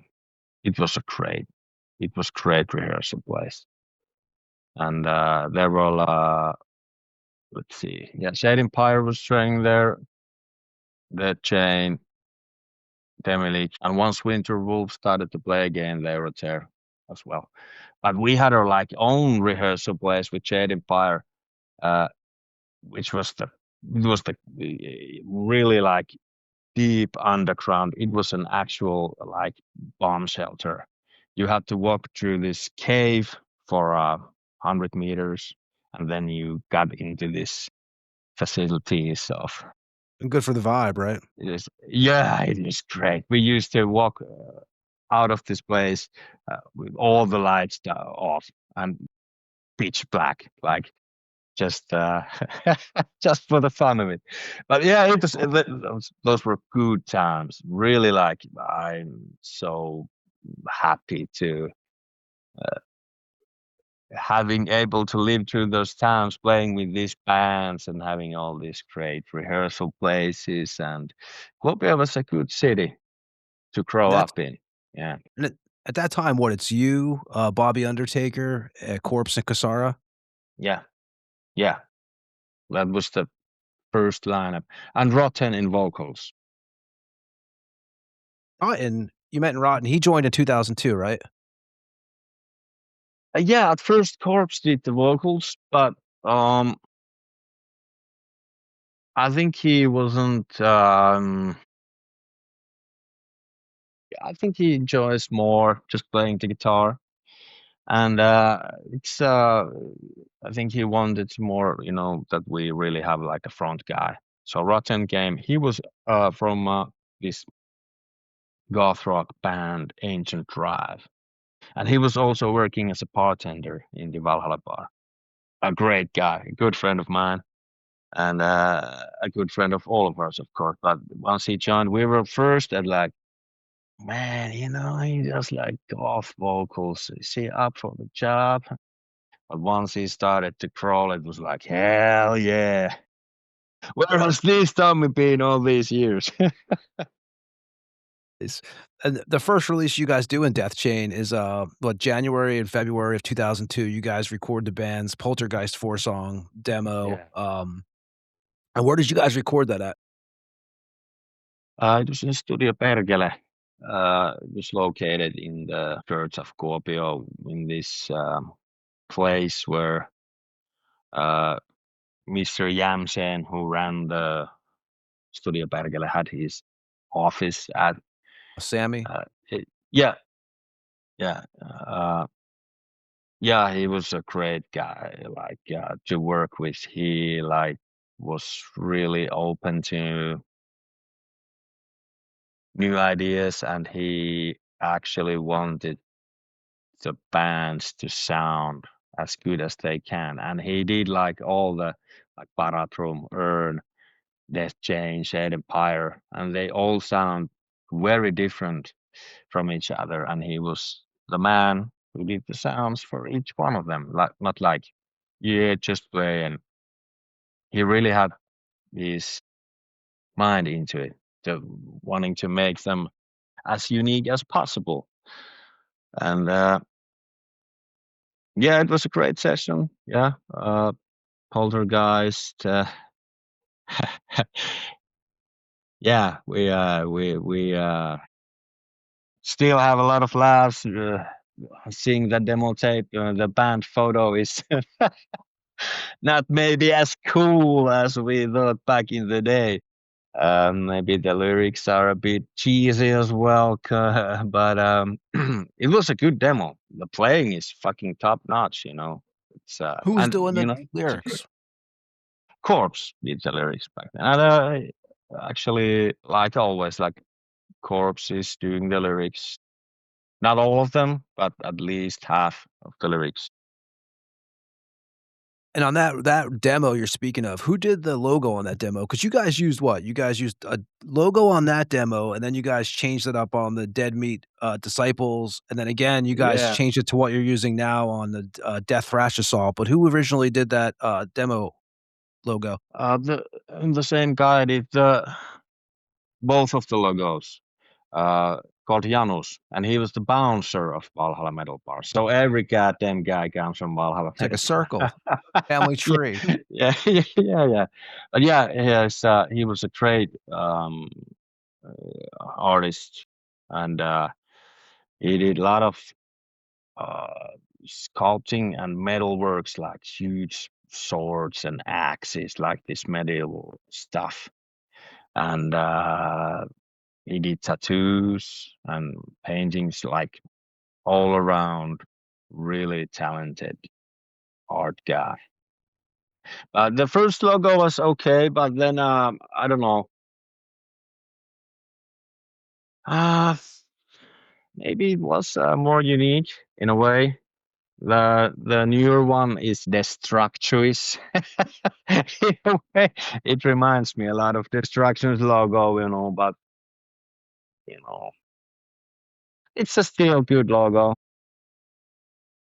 And you mentioned also, you know, you were talking about this bands putting out records at that time period. We talk about Sammy and stuff. You talk about even that time, 2002, 2003, the Finnish bands putting out records. You had Horna putting out stuff, Satanic War Master. You mentioned Urn, the 666 Megatons record, 2001, Barathrum, Venomous, 2000. Was it an exciting time living in that area at that period, 2000, 2002, and 2003? Yeah, it was great. Like the metal scene, like all around in Finland, was really strong during that time period. There were lots of metal festivals, like really big ones, and lots of gigs. We did so many shows that eventually it ran out. We realized at some point that, you know, we've done enough, because for the first years, every show was sold out. Like there were so many people that they couldn't even fit in the venues. And then a few years passed. I remember this was the last show before the break.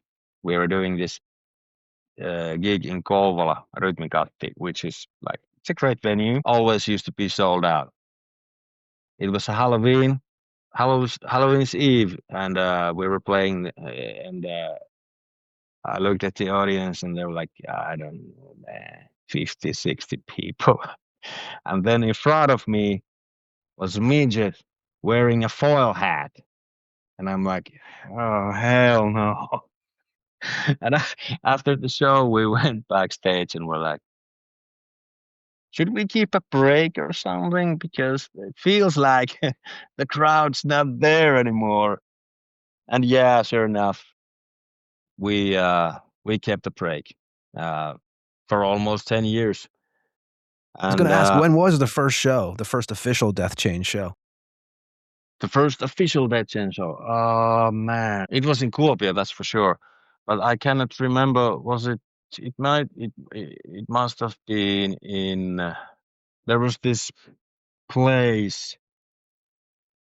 Once Valhalla got closed, there was this place that was run by Corpse's brother and Rotten, our singer, Maitolaiteri. There were some live shows.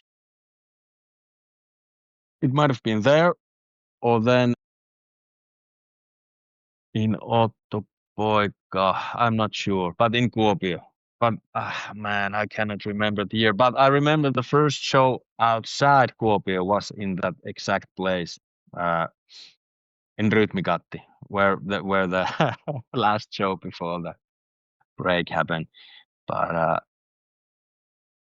the year, I don't know. It must have been after the demo released at some point, because it sure was. I believe we played like a show before the Dead Meat Disciple album came out, because we had a bunch of songs ready, and but I can't remember the year. But in the early 2000s anyway. Yeah, because you mentioned the demo comes out, and when we mentioned Tommy, aka Rotten, joining the band in 2002, and in 2003, in April, the band begins recording the 2003 debut album, full length, Dead Meat Disciples, which has 9 tracks. And you guys also, you hook up with Dynamic Arts Records. How did that relationship start? We sent the demo to lots of places, so that's probably how they ended up with it. And we seen the guys, in festivals and stuff, so we sort of knew who they were and all this. But I think they just picked up on the demo tape and thought it was good enough to be released. And when you're in your 20s and someone tells you that we will pay for all the studio time you want. Yeah, you jump at that. Yeah, you jump with that. In hindsight, it wasn't that great of a deal. But let's not get into that right now, because, they did their part in a way, and the album came out and it sold really well. And Death Rush sold really, really well. And that was like the biggest hype for Deathchain in Finland, at least. Yeah, and in Europe as well. But yeah, it was a great time. We never imagined even trying to live off from our music. We just wanted to have a good time, and we did. Let me tell you that. We really had good times. Well, you guys record that in Helsinki at the Studio Perkele. Again, we mentioned it. You worked with Sammy Jamson on that one. And the name Dead Meat Disciples, who comes up with that? We recorded, actually, that one was recorded in Studio Sound as well, where the Peherit Running on the Moon album was done. It was in Kuopio. Oh, nice. Yeah. And who came up with the name Dead Meat Disciples? Corpse. I don't know where he came up with that, but he has a way with words. He comes up with a lot of crazy shit.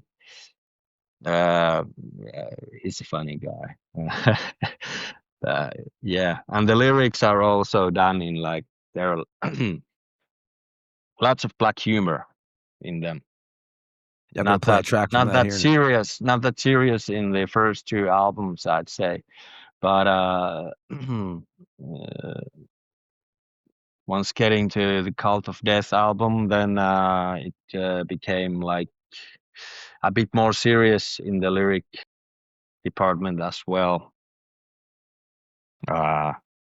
As growing up as humans and with maybe the occult a bit more. So the themes became more serious and but the humor is always there. It's like in a way part of Deathchain's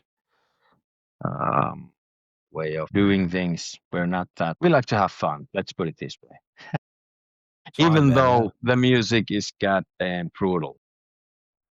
You cannot be crowding all the time, you know. And the artist you guys used on that was Jani Mikkonen, if I'm pronouncing that right. And did he get involved through the label, or did you guys have him? Did you guys know him personally? With the cover art? Yeah, the cover art. I don't know the man personally. I think it came. No, I think what album are we talking? Dead Meat. Dead Meat Disciples. Yeah, but Janus did that. Yeah. The bouncer. Okay, yeah, so that's Yanni who did the logo also. Yeah. We know him. Yeah, of course. He did like the first 3 albums, if I remember correctly.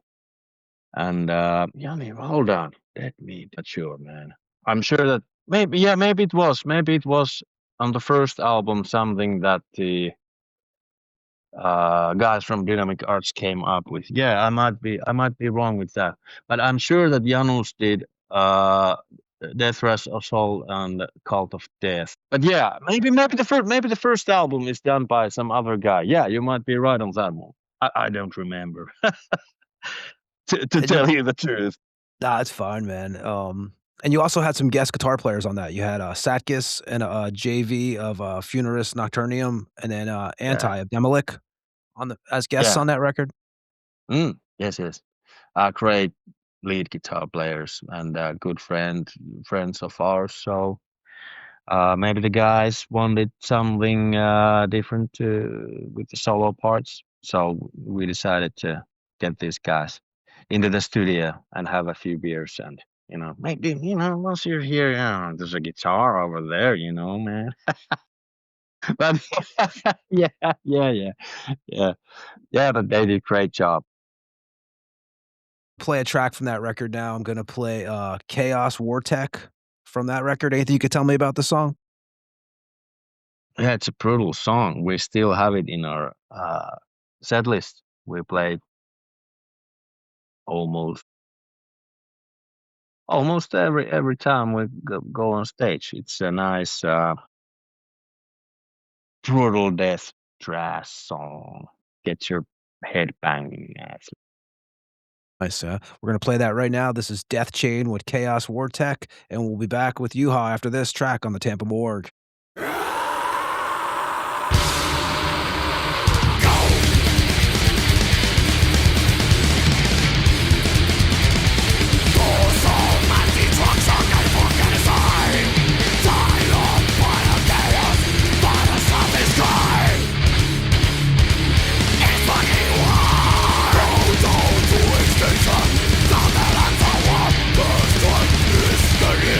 That is the more good thing.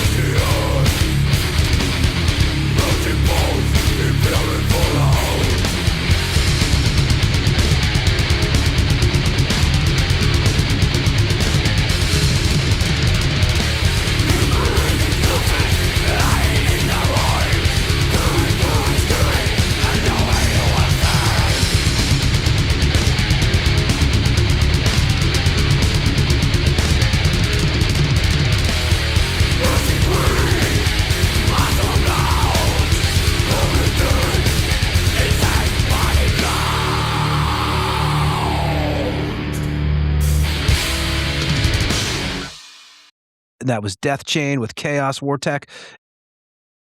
2003, 2004, what are some of the bands you guys are playing with back then? Like some of the local bands that you guys are sharing the stage with? Well, let me think. We did there were lots of shows going on, but it was usually let me think, man.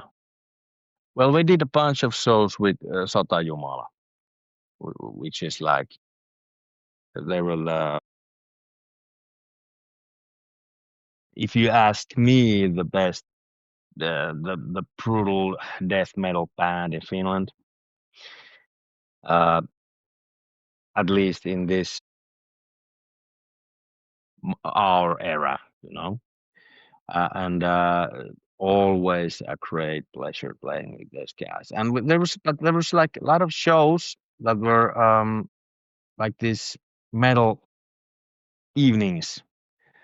So there were lots of variety of bands. We did lots of shows with Machine Men, who were first operating as Iron Maiden cover band, but then they started to do their own stuff. Great band, great players, awesome vocalist, just like Bruce Dickinson.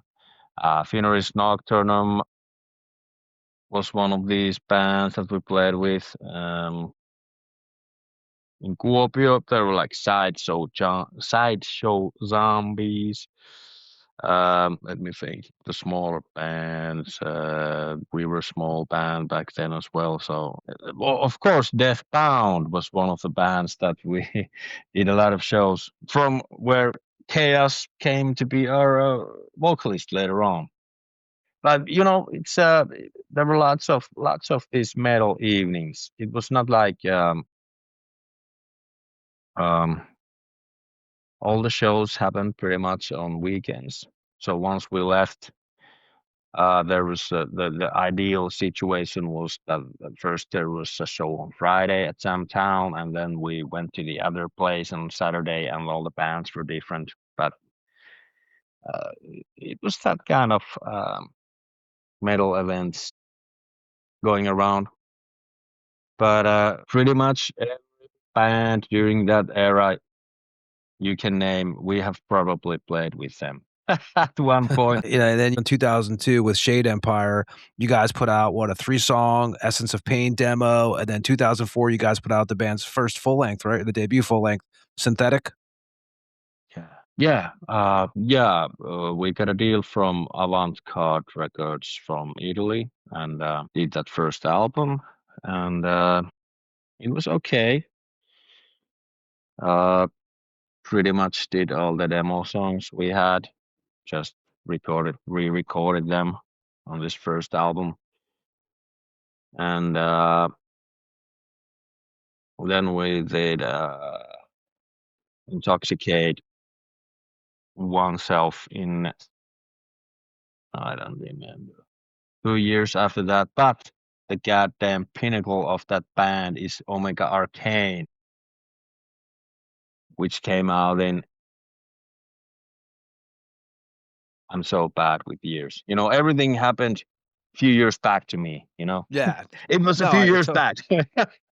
But anyway, if you want to have a good taste on Shade Empire, Omega Arcane is the album to go to. It is the goddamn pinnacle of that band, and absolute masterpiece in every aspect of that music genre. For me, it was like, and after that, maybe it was after that I felt like my work here is done. I maybe lost my motivation towards Shade Empire, and things went the way they went, and everybody's happy now. They have a new great lead singer, and they're doing well, and I'm doing well, so everybody's happy. Were you guys playing a lot of gigs back then when you were in the band? With Shade Empire. Yeah, with Shade Empire. Yeah. We did a lot of shows in Finland. We did a few European tours, and good times. I have nothing but good memories with those guys. So it was just that I truly believe that once we did that Omega Arcane album, I thought that this was like in this style of extreme symphonic metal, you cannot top this. So as I said, I lost my motivation to do it anymore. But we did a lot of shows, a lot of festival, European tours with Crisium, Unleashed, and with Borgnagar and Monegar and the other band. Anyway, but yeah, we were doing great. It was You were also yeah. in 2004, you're also part of another black metal band named Trollheim's Grot from 2004, 2005. Yeah. Well, I did only I played bass briefly in that, but this is a band of Kassara and his brother Tuomas, who is also the lead singer of Horna. But they both play in Horna now. And Trollheim's Grot is still going strong. There she is, killer, like awesome band in album and as a live band as well. Yeah, I did a few live shows with them, a couple of club shows, and then we played in Tuska Festival. And but I was pretty much maybe covering up for the next guy to step in. I wasn't really that deeply involved with them, but I loved doing those shows with these guys because who doesn't want to play with their best friends in same bands with great festivals. So yeah, it was great. But they had also like a 10-year break in between because everybody was doing their own stuff. This is the thing with Deathchain or with Chamber of Unlight or with every band. Every member of each band has like their own bands, which is like it takes time, and sometimes some people have families eventually, or of course, yeah, like that happens. Yeah. Deathchain 2005. You guys also did a 7-inch split with Deathbound out of Finland on Dynamic Art Records. And were these tracks part of the studio sessions for the next Deathchain record, the Death Thrash Assault, or did you these record it separately? Yeah, these were all new songs. We just pretty much made them up in the studio. We went to a rehearsal place. There were some ideas thrown around, and Unleash the Fury. What was the other song? Anyway, they weren't even that bad of songs. But we just went to we went actually to this place that Raaka P, the lead singer from Turmien Kätilö, which is a huge industrial metal band in Finland. We went to his studio and recorded those songs there, pretty much in just like that. And I don't even remember did that 7-inch ever came out. I don't have the goddamn 7-inch of those songs. No, I think no one has a copy of those songs. So we hear that a lot on the show. Yeah, I'd be really, really happy to know where those songs are right now. But yeah, but I remember those songs. Yeah, we went to record them at Petya's place, and yeah, I think that 7-inch never came out. That's my honest opinion. Just Discogs or whatever, to see if you can find it on there.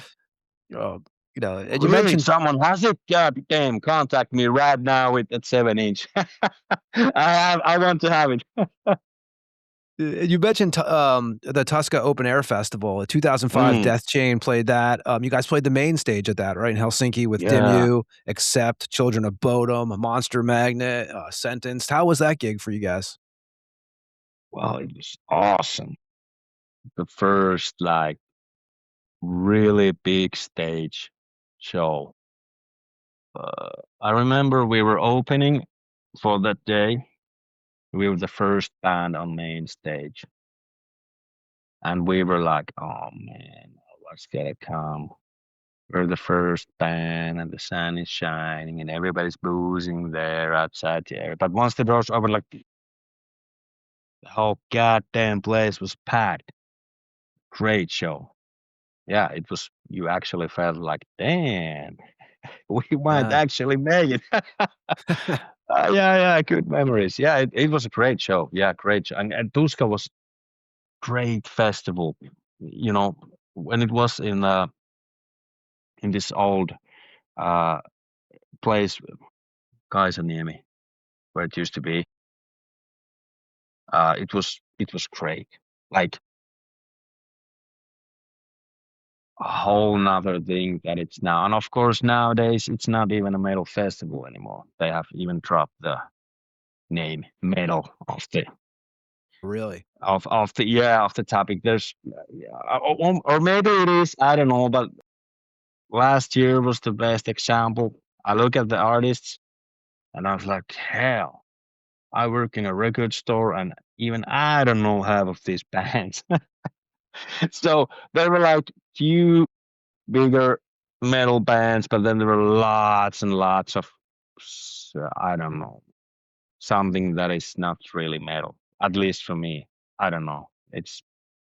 But luckily we have Steelfest, which is the best goddamn underground metal fest. I was gonna ask you that, man. We had Vincent Crowley on here. We know Vincent. Vincent's been on here a few times from Acheron. They just played there last year. And he said the same thing. He said Steelfest is the best, probably the best festival he's been involved with. So you would agree with that? Absolutely. We were playing the first Steelfest, and I've been there either playing or as a guest, as just hanging around. You know. This will be my first one this year coming up. Oh, man, awesome. Yep. Awesome. We're gonna hook up there, man.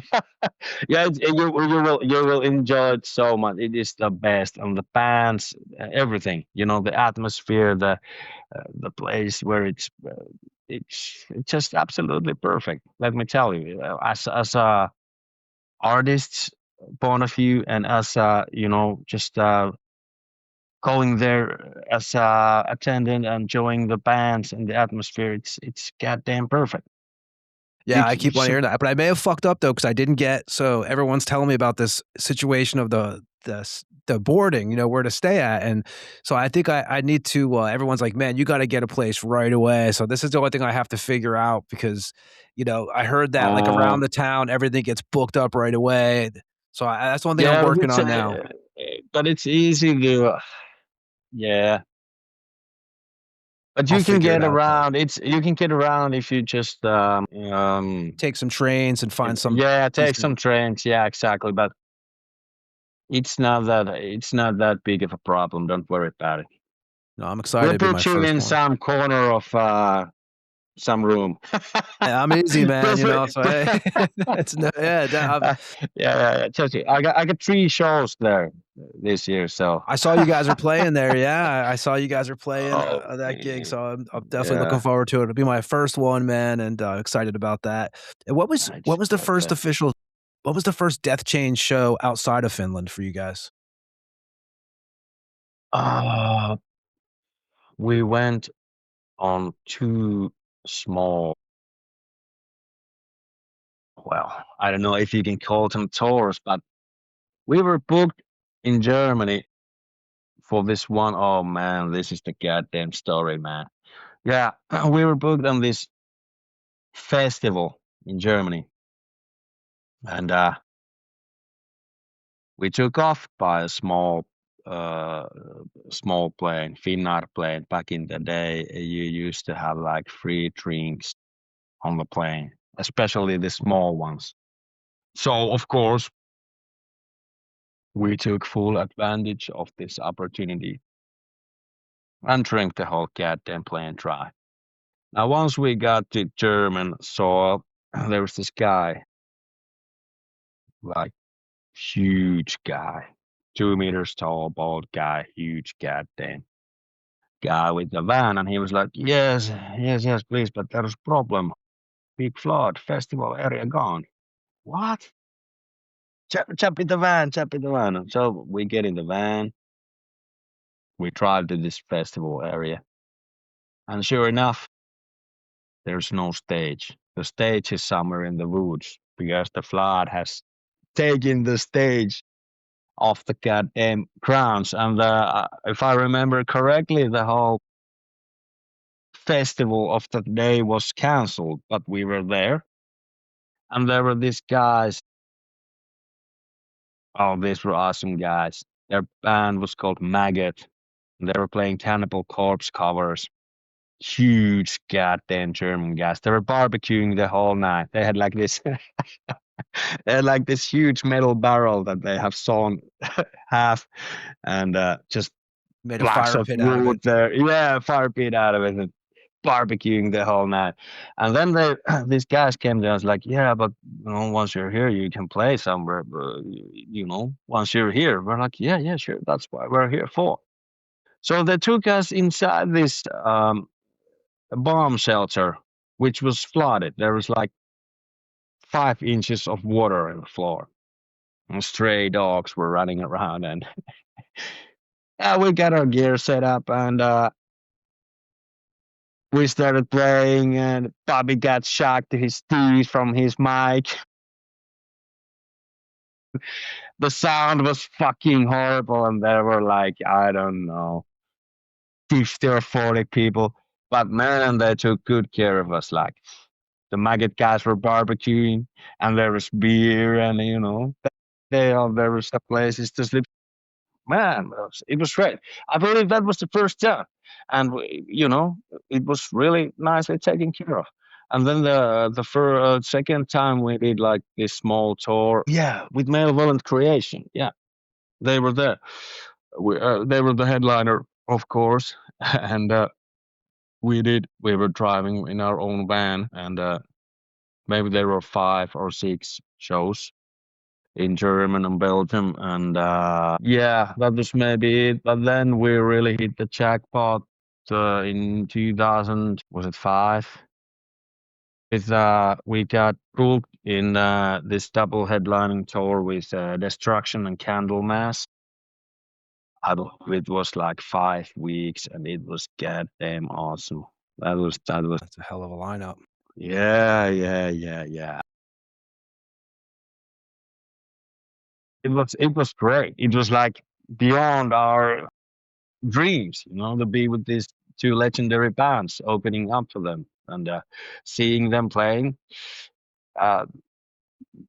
Well, we didn't see every show, but I can tell you, probably 20 of the shows during that time. So yeah, that was probably the hype for Deathchain, that tour, and it was great. After that, we were like, yeah, this is gonna be all rock and roll for us from now on. But as we later found out, that was not the case. You guys, you mentioned earlier too, in 2006, guys have some member changes going on. Tommy, aka Rotten, leaves the band, and you guys bring in KJ, who's also a former vocalist of Deathbound, right? Yeah. You guys bring him into the band, and when KJ joins, was the material already written for the 3rd Deathchain record, The Cult of Death? Yeah, it was really a mixture of unlucky circumstances for leaving, what caused Rotten to leave, because he had well, I think he don't mind that I tell this is not like, I don't think this is like X-Files stuff, but he had like this small piece of skin taken from out of his leg just to check out some skin variety stuff, and it got 1 stitch on it, and they told him, okay, do not go to sauna and do not go into a lake to swim. And of course, what he did was he goes straight to sauna and to the lake. Got infected. So he got infected, and then he got into a hospital, and then he got this fucking flesh-eating bacteria in his leg, which was really bad. Yeah. And once he got out, we had to cancel a few shows because of that, remember? Which was not the problem, of course. You gotta understand if the man is in goddamn serious agony. But then the doctors told him that this, like what we're having right now, like no sun for months and months on, is not good for your health. So you gotta go someplace that there's more sun. Vitamin D. Yeah, so he got in out of the country for a few months, and we were going to record. I think we had some of the songs ready. I think they were pretty much ready for Call of Death. But we couldn't hold back for that long. And we had this conversation with Rotten, and he was like, yeah, guys, you should go on and do your thing. But he's back now. They're doing Winter Wolf shows again with Rotten. Yeah, I saw that. Yeah. So I just saw him a few months ago. We were actually we were in a Cradle Field show, strangely enough. But we met up and had a great time. That's like as always. But anyway, we knew Chaos from Deathtown that we have done plenty of shows with, and with this, it was an easy transition because it was mostly about the chemistry with the other guys. We did absolutely not want to have some goddamn tryouts for some new guy because we knew this guy was capable of doing everything, and he's we still also involved. knew. Yeah, and we also knew that the next album was going to be more death metal, so like the lower vocals with Guitarist were absolutely spot on to this new album. So it was hard, but in a way it was easy transition from that unlucky situation. Yeah, it makes total sense, man. And I wanted to ask too, you talk about the Cult of Death record, came out 2007. So it was originally going to be called Circle of Death, but you guys did want to have the same name as the Slugother 2006 record. Is that Yeah. That was emo got us to it. And it's funny too, because every full length besides the 2003 Dead Meat Disciples has the name Death in it. Is that intentional? Yeah, absolutely. It is. It is more of the just the essence of the band and the music, pretty much. But yeah, it is intentional. And the next one will be we have new songs. It's just I'm not gonna put out any number because they're still work in progress. But great stuff. People are going to be happy to hear that because it's been a while since you guys put out an album. So, But we've been working on this for a long time. But like Corpse and Kassara have been doing the songs, and I am pleased to tell you that they're fucking kick-ass. They're like they're old school. It's again a new, maybe a bit of a new twist. The Deathchain sound, but it's still the basic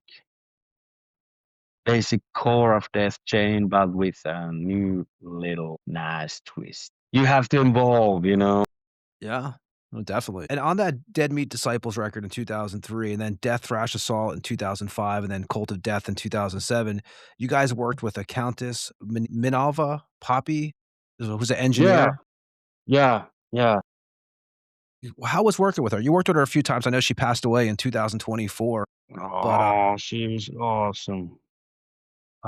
So fucking great. Like actually, with the synthetic with Jade Empire, we weren't happy with the first master of the album. I'm not gonna put out any names hear that.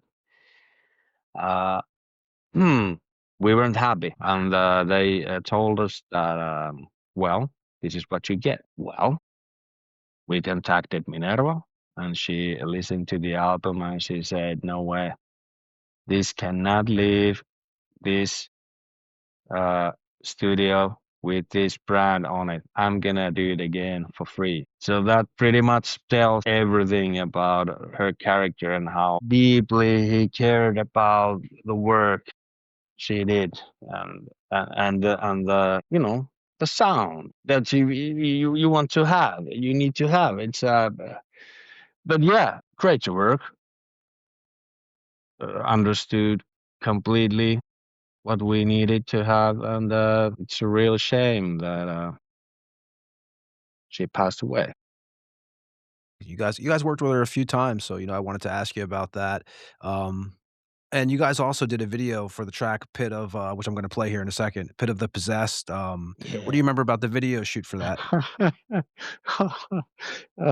Oh man. Oh yeah. It was supposed to be this big production. It was run by a good friend of ours, Mr. Sakin from Ancient Rotten Graveyards. No, Arke. Yes, yeah. Yeah, but anyway, this a friend of ours, Ancient Rotten Graveyards is the band. Yeah, a legendary thrash metal band from Finland. ARG, but he was running this some kind of, I don't know, I don't even actually know what it was all about, but it was supposed to be this big video production, and it was. Yeah, we did 2 days. We shot it 2 days in this old abandoned elementary school. Okay, I thought it was a factory or something. I was wondering. Yeah, the other it was like elementary school, but because we were playing in this old gym hall with the basketball court or something there, we had some good clips and good shots, but I don't know, it came out not as good as we expected, to tell you the truth. But let's not blame the guys who did it. Maybe it was more of the budget and the time, but it was fun. Yeah, good times doing that. We actually played the song. We bring our amps into the gym hall and drums, and we actually played with the playback like fucking 30 times straight. Because there's no playback in that song. Yeah. After that, the song was, pretty much banged into your head. I'm gonna play that track. I'm gonna play that track now. Actually, I'm gonna play "Pit of the Possessed" from Deathchain, from the Cult of Death record, and we'll be back on the Tampa Morgue with Juha after this track. What dreams may come of the paradise lost? What dreams may come from the end left beyond?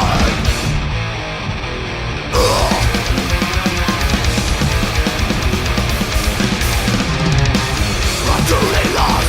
It's not the form that's forever gained and forever lost. Far beyond your will vicinity.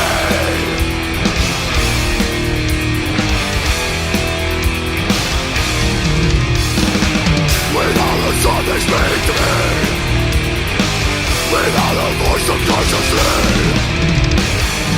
we've got this devouring all in its blood. Witness echoes, laughter of the demon king. Face of the unknown, seeks for deliverance. Breath of the mountain, place of many deaths. Many deaths.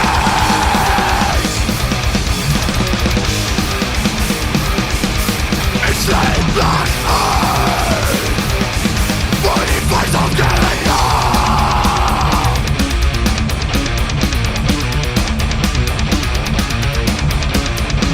The boundaries been forever, obsessed by the evil within.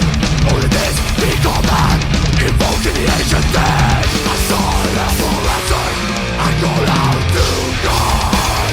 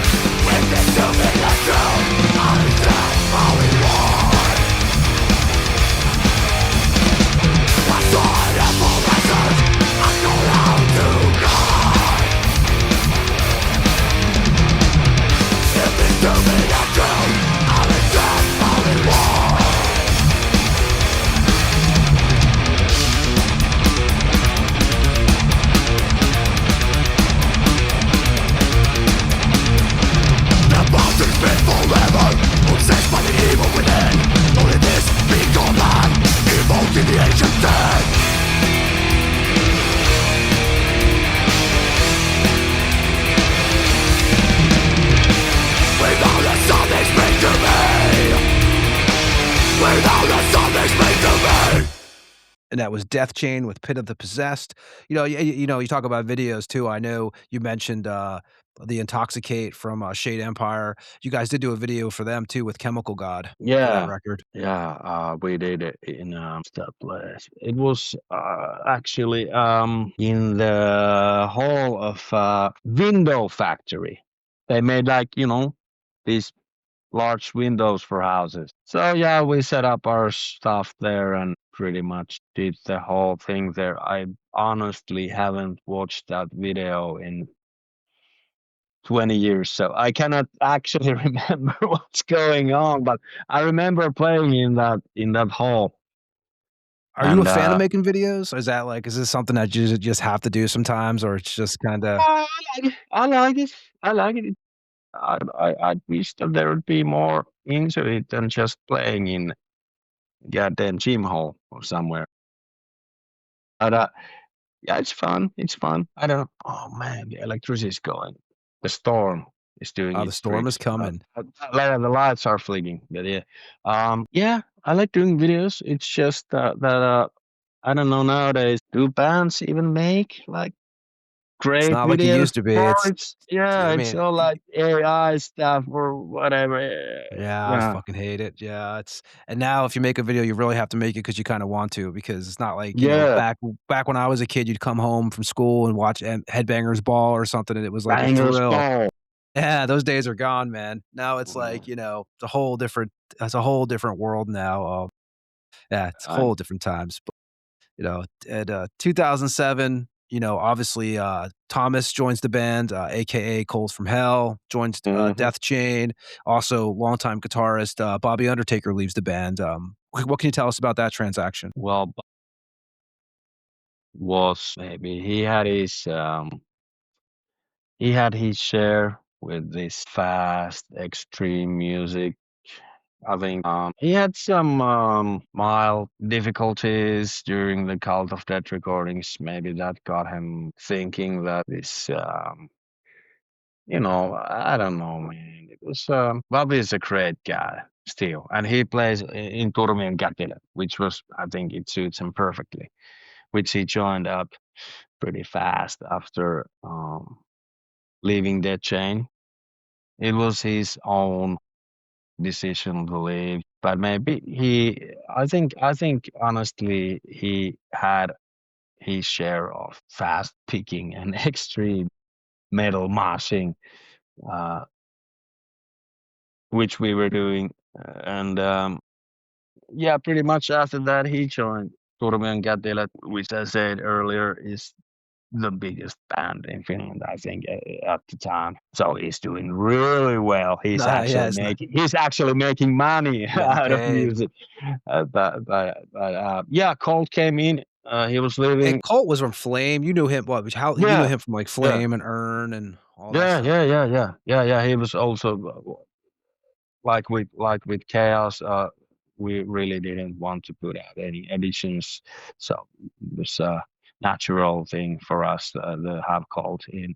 And he was living in Spain actually at the time, but once he came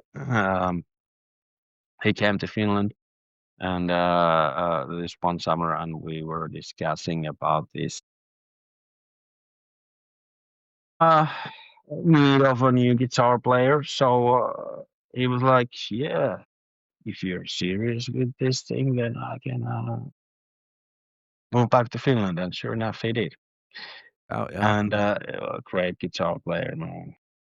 And then once they started to make riffs together with Corpse, then we started to have this new. New blood, right? That how Yeah, yeah, yeah, and the way of the song, the music developed in especially with Death Gods, which I think is like probably my favorite. No, well, yeah, I'd say it's probably my favorite album of Deathchain, or maybe Ritual Death Metal. Well, it's hard to do.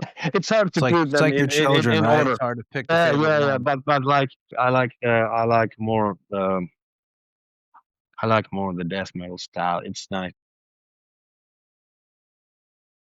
I'm a big fan of you know like old trash creator, Saddam Destruction, that kind of stuff. But were you a fan of the Tampa bands, the old Tampa death metal bands back in the day? Of course, man. Morbid Angels. Yeah, Morbid Angel. I love the Chris Barnes era Cannibal Corpse. Like, damn, that's a good death metal. And of course, but yeah, but First they're not Deicide actually record, from right? Tampa. They're from Buffalo, right? Originally. Okay, yeah. But Deicide, of course, Obituary. I like American death metal. I like it more than it's yeah, I like the sound. The Morrison sound. We used to always talk about that. Of course, we're Tampa guys, but I definitely agree. And for me, as I always say on this show, me and Ed, on off the show too, like that first Deicide record, man. I mean, Jesus Christ. I mean, no pun intended, but that was just like a life changer. That was like, there was a compilation at that store back in the day, and I think Dead by Dawn was on there, Ed. I believe was the track that was on there. And that's, you see them with the pig's blood on their face in the photo. And it was just like instant hook. Great fucking record. To me, one of the best death metal records ever. 2007, you become the bassist of the black metal band Ajattara. How do you get involved with that project? With Posse? I met up with Posse in, he was living at his parents' ranch outside Kuopio, maybe 50 kilometers out, in this really small like cabin. And I met him. I met him before in festivals and stuff like that. You know him a bit, but I met him in a bar in Henry's pub one night, and he comes up to me and it's like, "Oh yeah, we had some issues with the lineup, and you wanna join?" I'm like, "Yeah, hell yeah, I wanna join. One of my favorite bands." So easy as that, and yeah, that's pretty much where we hit off. And soon enough, Tonomi joined. Malakias, I don't remember because all the drummers are called Malaka with the running number. Yeah, different numbers and stuff. changes. Yeah. And Kalmanda joined and Riot, and we had a steady lineup. And what was your first gig with the band? On the Rocks in Helsinki, and I remember it being a bit awkward because the old members of the band were pretty much all there. Watching how we were doing, but I think we did okay. And it wasn't long after that we headed straight to Studio Perkele again, which was located in a different place this time. Pretty remote place, let's say. And it was great. It has to be. That's for the Calmanto record. Yeah, from 2007. Yeah. It has to be the best studio session I ever had. It was insane. But at the same time, it was we did a great record. But it was how can I put it? Full-on experience. Lots of weird stuff happened there.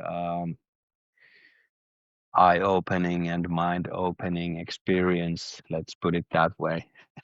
You guys did 9 tracks on that record. Now, when you joined the band the same year, were you part of the writing process for that, or when you came in, was it already written, that record? Posse writes all the songs, and we get to do our own elements to it, and there's some bass lines that I did that were a bit different from the original, but pretty much Posse does the music. But he gives like free hands to every member to bring on their own input and stuff like that. Yeah. You know, and we mentioned earlier too, 2008, you also take over the vocal duties in the industrial black metal band Chaosweaver.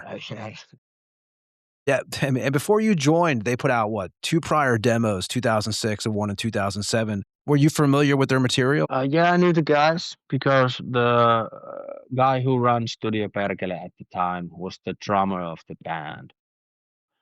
I ended up doing Chaosweaver pretty much because I was hanging out in the studio so much. Oh, this one time they asked me, could you do vocals for this one song? And I'm like, yeah, of course. And I did. And then I came out of the booth and I was like, okay. They were like, yeah, it was okay. Can you do another one? I'm like, okay, this is weird. And then the third one, and then are you trying to get me to do the whole goddamn album? Well, yeah. And I was like, okay, this is weird because you already have the vocals done by the previous vocalist. So is there gonna be a problem with this or something? I don't want to step into anyone's toes or anything. And no, everything's cool, and I pretty much enjoyed doing it because these were good friends of mine, and I got free studio time. This is where I started to recording Chamber of Unlight stuff that I had in the back of my head. Yeah, I can do everything. I can do and all the free time I used doing my own stuff. Yeah, because you're on the Puppet Master. You're right. The album you're speaking of now is what, Puppet Master of Pandemonium record. That the first one that you were on with that. The first show you guys played was Friday the 13th, 2009 at the Finnish Metal Expo. Yeah. It was in the Finland, in the Metal Expo. I think we only did like 2 shows. The Finnish Metal Expo was a weird happening. I don't know. It was kind of showcasing different bands to I don't know who. To be honest, I've played those before. I know exactly what you're talking about. They're like stands, selling records and all this stuff. It was like a marketplace with bands playing in the background. Yeah, we did it. But the other one was really good. It was in Nostri, the legendary gig place. Oh, that I also forgot to mention in the beginning when you asked when we were going, where we were going to see the shows. Nostri was definitely the place, one of the places in Helsinki. But unfortunately, that is gone as well. But we did in Nostri with Samael. That was a good one. Yeah, that was a good one. But I think those were the 2 shows we did, and we did the other album, or I did with them more or less. I wasn't, to be honest with you, I wasn't that involved with I always thought that these were more like their band, that I was just doing the vocals. I came up with the character of Sapphire Commander because I didn't want to be involved with my own face and name, but you know how it goes. It doesn't stay secret that long. Not in 2025. It doesn't stay secret that long. So, but yeah, it was a fun project. They had good songs and good friends to play with, and that ended up after the what was the second album called, man? Enter the Realm of the Doppelganger, which came out on Napalm Records too. So it was actually on 2012. So you guys did that Enter the Realm of Doppelganger 2012 on Napalm, and that was the end of that for you. And which I'm actually going to play here in a few minutes, a Shade Empire track, 2008. Shade Empire puts out the Zero Nexus record on Dynamic Arts Records. Any memories of that recording you could share with us? And you guys used a choir with that record. Yeah. I knew this guy on the live choir. The man. You should ask this to from Sirke. I think there was a live choir done, but I don't remember exactly how I think it was some kind of deal with Kuopio. What is it called? Kuopio choir or whatever. But yeah, at least there was one guy, Yorki, who is who is a real character and a real choir guy.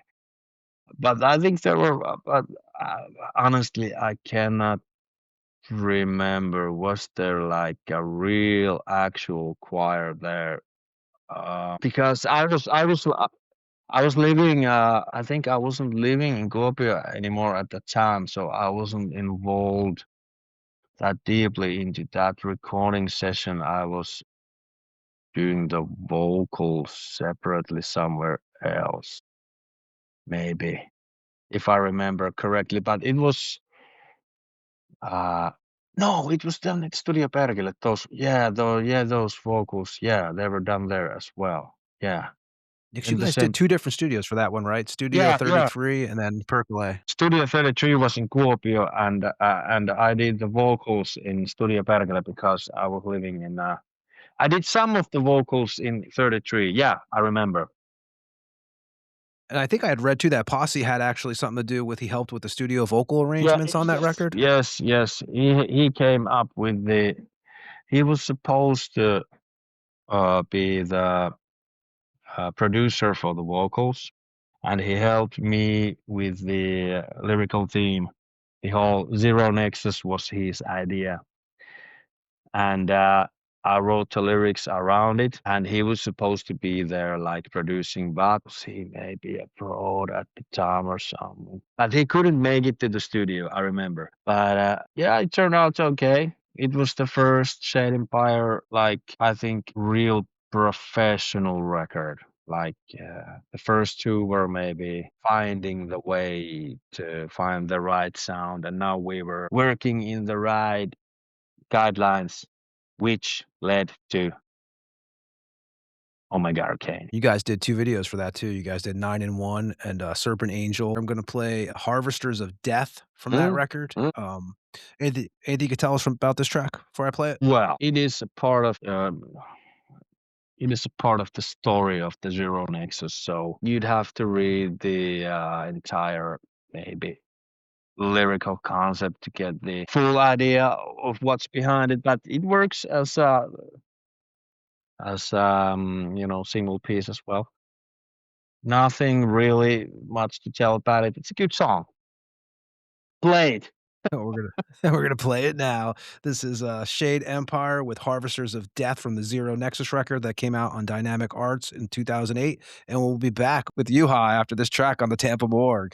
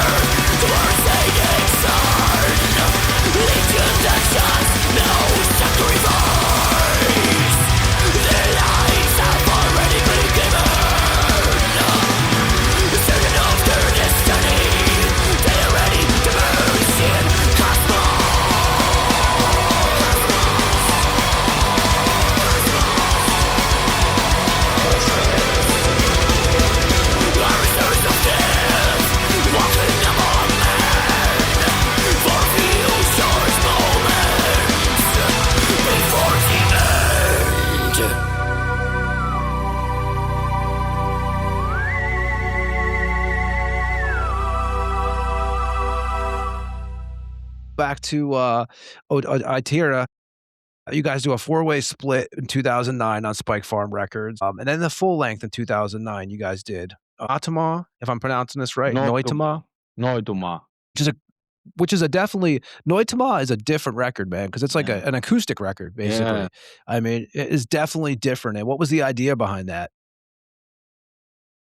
Harps and organs are on that thing, if I remember correctly. Yeah, to make something really extreme, but still black metal. Like all the instruments were bought from the flea market downstairs from the studio. So nice, pretty much. That's pretty cool. Okay, there were some, of course, guitars and basses that you cannot find, but even the goddamn Hammond was bought from there, and the whole Tommy's drum set, which is made from buckets and suitcases and whatever, cattles and pins and pots. They were all bought from there. And even some of the vocals were done that Pasi just scream into the mic of the electroacoustic guitar, like straight into the goddamn guitar picks. And I think it turned out fucking great. I think it's killer. It's definitely different. I mean, all the reviews were either 0 out of 10 or 10 out of 10, which is a good sign. Then you have hit the spot, and those who give you 0 don't know fuck what they're talking about. Oh, and then, and you mentioned this band earlier too, 2010. Deathchain puts out a split with another Finnish band, Sada Jumala, that comes out on Cobra Records out of Finland. Contains 2 tracks, each band doing an Iron Maiden cover, actually. Yeah, you guys do the track Purgatory from the 81 Killers record, if I'm correct on the date. Yes. Were you more of a Bruce fan or a Paul fan? I really like the first 2 Iron Maiden albums. But I like Iron Maiden. But Fear of the Dark is the last good Iron Maiden album for me. It ends there, man. But Iron Maiden is, there's no, you can throw on a Maiden album at any situation. There's not many people who are going to disagree with you. Like, what the fuck is this shit? Or if you say that, then you can say them that you can leave, man. But it's like I think in Finland, Iron Maiden has really big fan base. Every goddamn who's at least all who have born in the 80s, Iron Maiden plays some kind of role in their life, I would say. You see Iron Maiden, you always get that glimpse of the flags from the visiting countries, and it's just something about it, man. It's a gathering, people travel to see them and stuff. It's just fucking cool. And for me as a kid, the first time I saw Eddie was like, what the hell is this? I needed to get the album. And that was like, or the Number of the Beast cover. Jesus Christ, fucking, as you could see it right there. I mean, it's like, yeah. It was, and I forgot to mention in the beginning, Guns N' Roses was a big deal for me as a kid. Appetite for Destruction. I mean, people can say whatever. I hear people talk shit these days, but It's So Easy. Those songs. I mean, that was, back when you're 13, 14, 12 or whatever. Yeah. Like that, it was just different. Before I have this vest that I used to wear in elementary school, and the Guns N' Roses back patch is as big as the whole goddamn back of the vest. And now I still have it. I compare it to my leather vest now, and it's like, oh man, so different. Yeah. Well, you remember the rape scene, right? Yeah. The original Appetite cover, which was like the original app. I remember getting the tape, and you opened up the cassette tape, and then you see that which is basically the rape scene, and that was the original Appetite cover. Yeah, but when you're a kid, before you know about the Slayers and the Venoms and the bands like this, man, like when you first hear that was Yeah, different. I mean, that was an angry, pissed off, drug yeah, infested record. But some of those songs are still classics, and yeah, they are. and you mentioned Death Gods earlier too, which I know that's Mhm. the fifth full length for Deathchain, which I believe you said is your favorite record. You guys entered studio in what is it, 2010 to record that, and Mhm. it's mixed and mastered by Tor at Necromorbis Studios, which I know Tor played with Corpus Christi and bands like that. Over in Yeah. Stockholm, Sweden, is his studio. How did you guys get involved with him, or was that just through the label at first? Yeah, I think Corpse reached out to him, and he was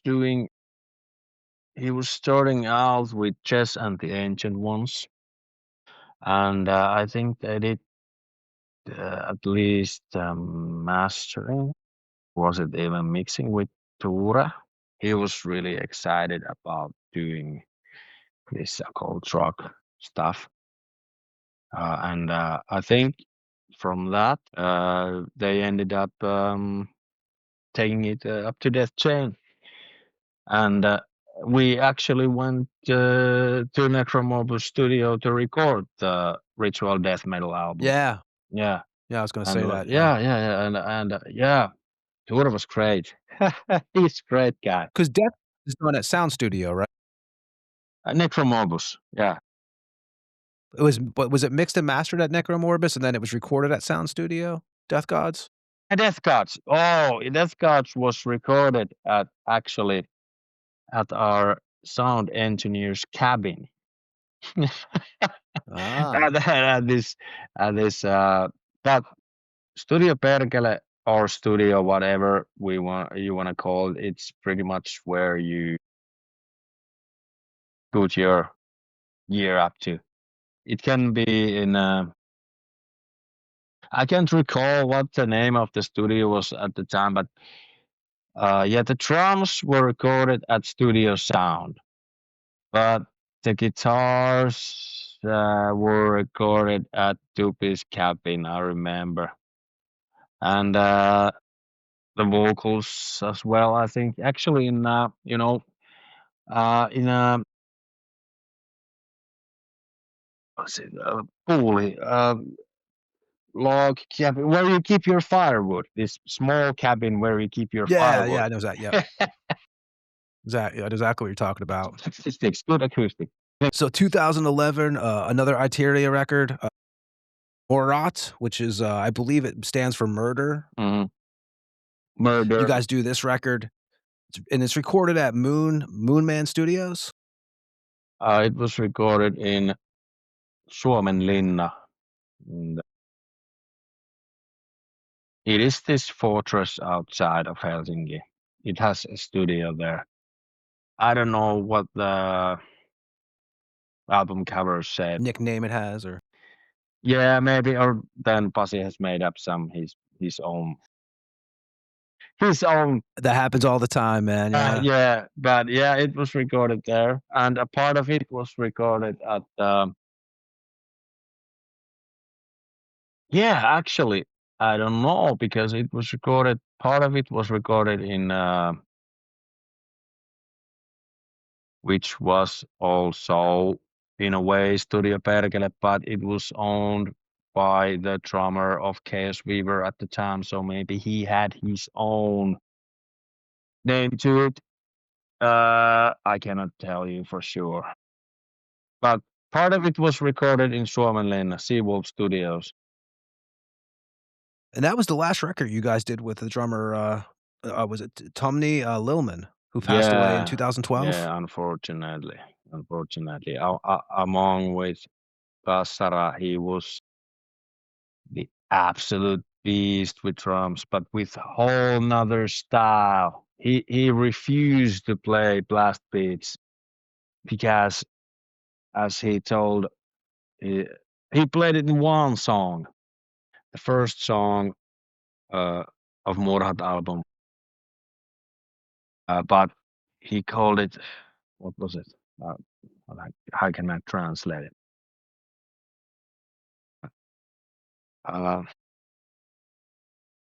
what's it? You know, what is the clock that gives you the the cuckoo clock. The cuckoo clock comp. Oh, the I will be not playing the fucking cuckoo clock comp. But he did it for that one song. But he had a great crew, awesome drummer to play with, because Ajattara is such a mid-tempo band, crushing with groove, and he had the crew. It was really a pleasure to play with that guy. It was something else, and the times we had with Ajattara were something. You could write a book or do a movie or whatever you want, but as he told us in the beginning, this is what I want us to do. We're going to be the Madly crew of Finland, except way fucking worse. And we did. And when you guys did that record too, that was the first time, I believe it was the first time the band wasn't released with Spike Farm Records, right? Is that the first album outside of that label? Yeah, it was the first outside of the label. Spike Farm went, I think,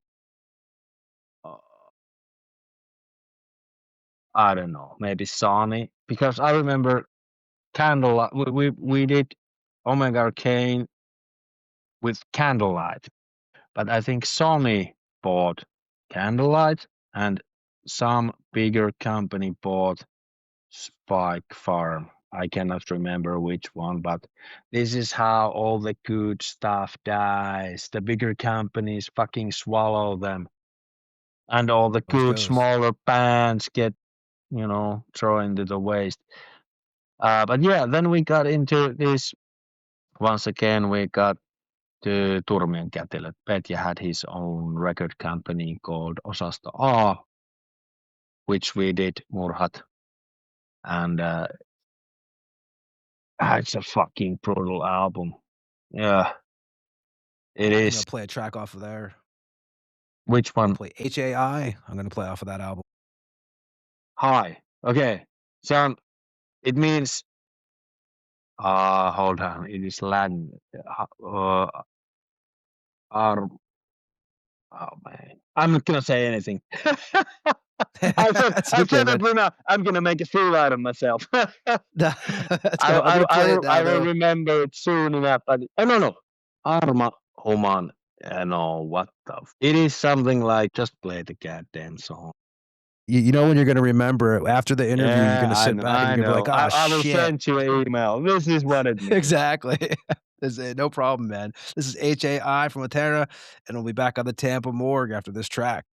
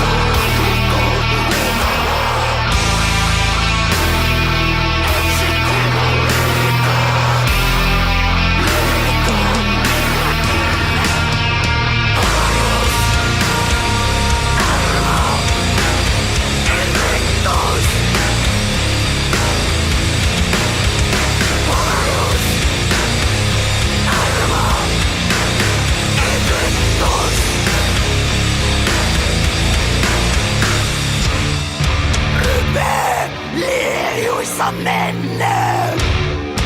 Itkee kipeä huomisen. On vain yksi ihminen.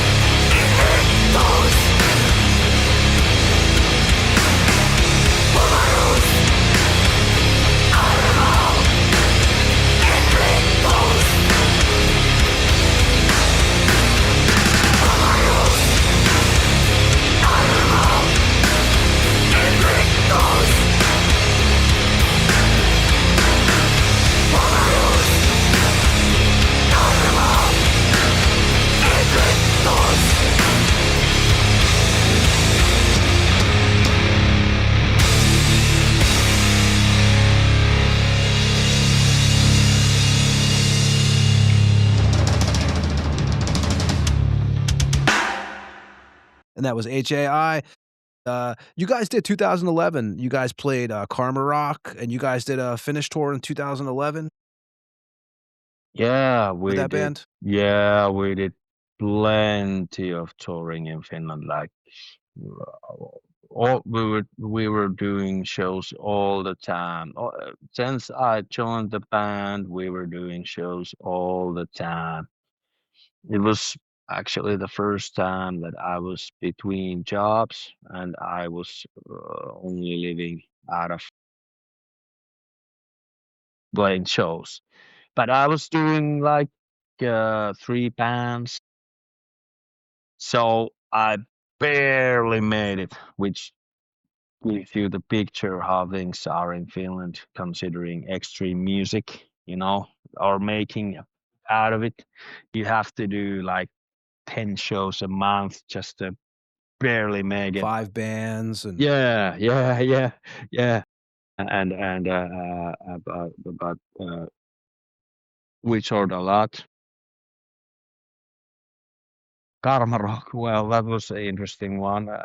This really small independent festival run by this guy from My Karma, which I don't even know if they still exist, but they were like this avant-garde rock band or whatever, but quite popular in Finland. But how come you came up with Karma Rock? There are much more bigger festivals back with it, but yes, Karma Rock was one of them. It was a fun festival, but it's like real small festival, but it's always sold out. I think the key to that festival is like, was it like that they don't actually, they're always sold out and the tickets are like maybe sold to just for a certain amount to a certain people or a certain period of time or whatever. But it is like this special fest for special people, I guess. But yeah, we did it. It was great. It was a good show. We had full blast on with all the. It is not a metal festival by all means, but we had like all our spike gear and blood and everything. So maybe they were a bit in awe, like, huh? I wanted to see I thought this was a calm pop festival. What are these brutalists doing here?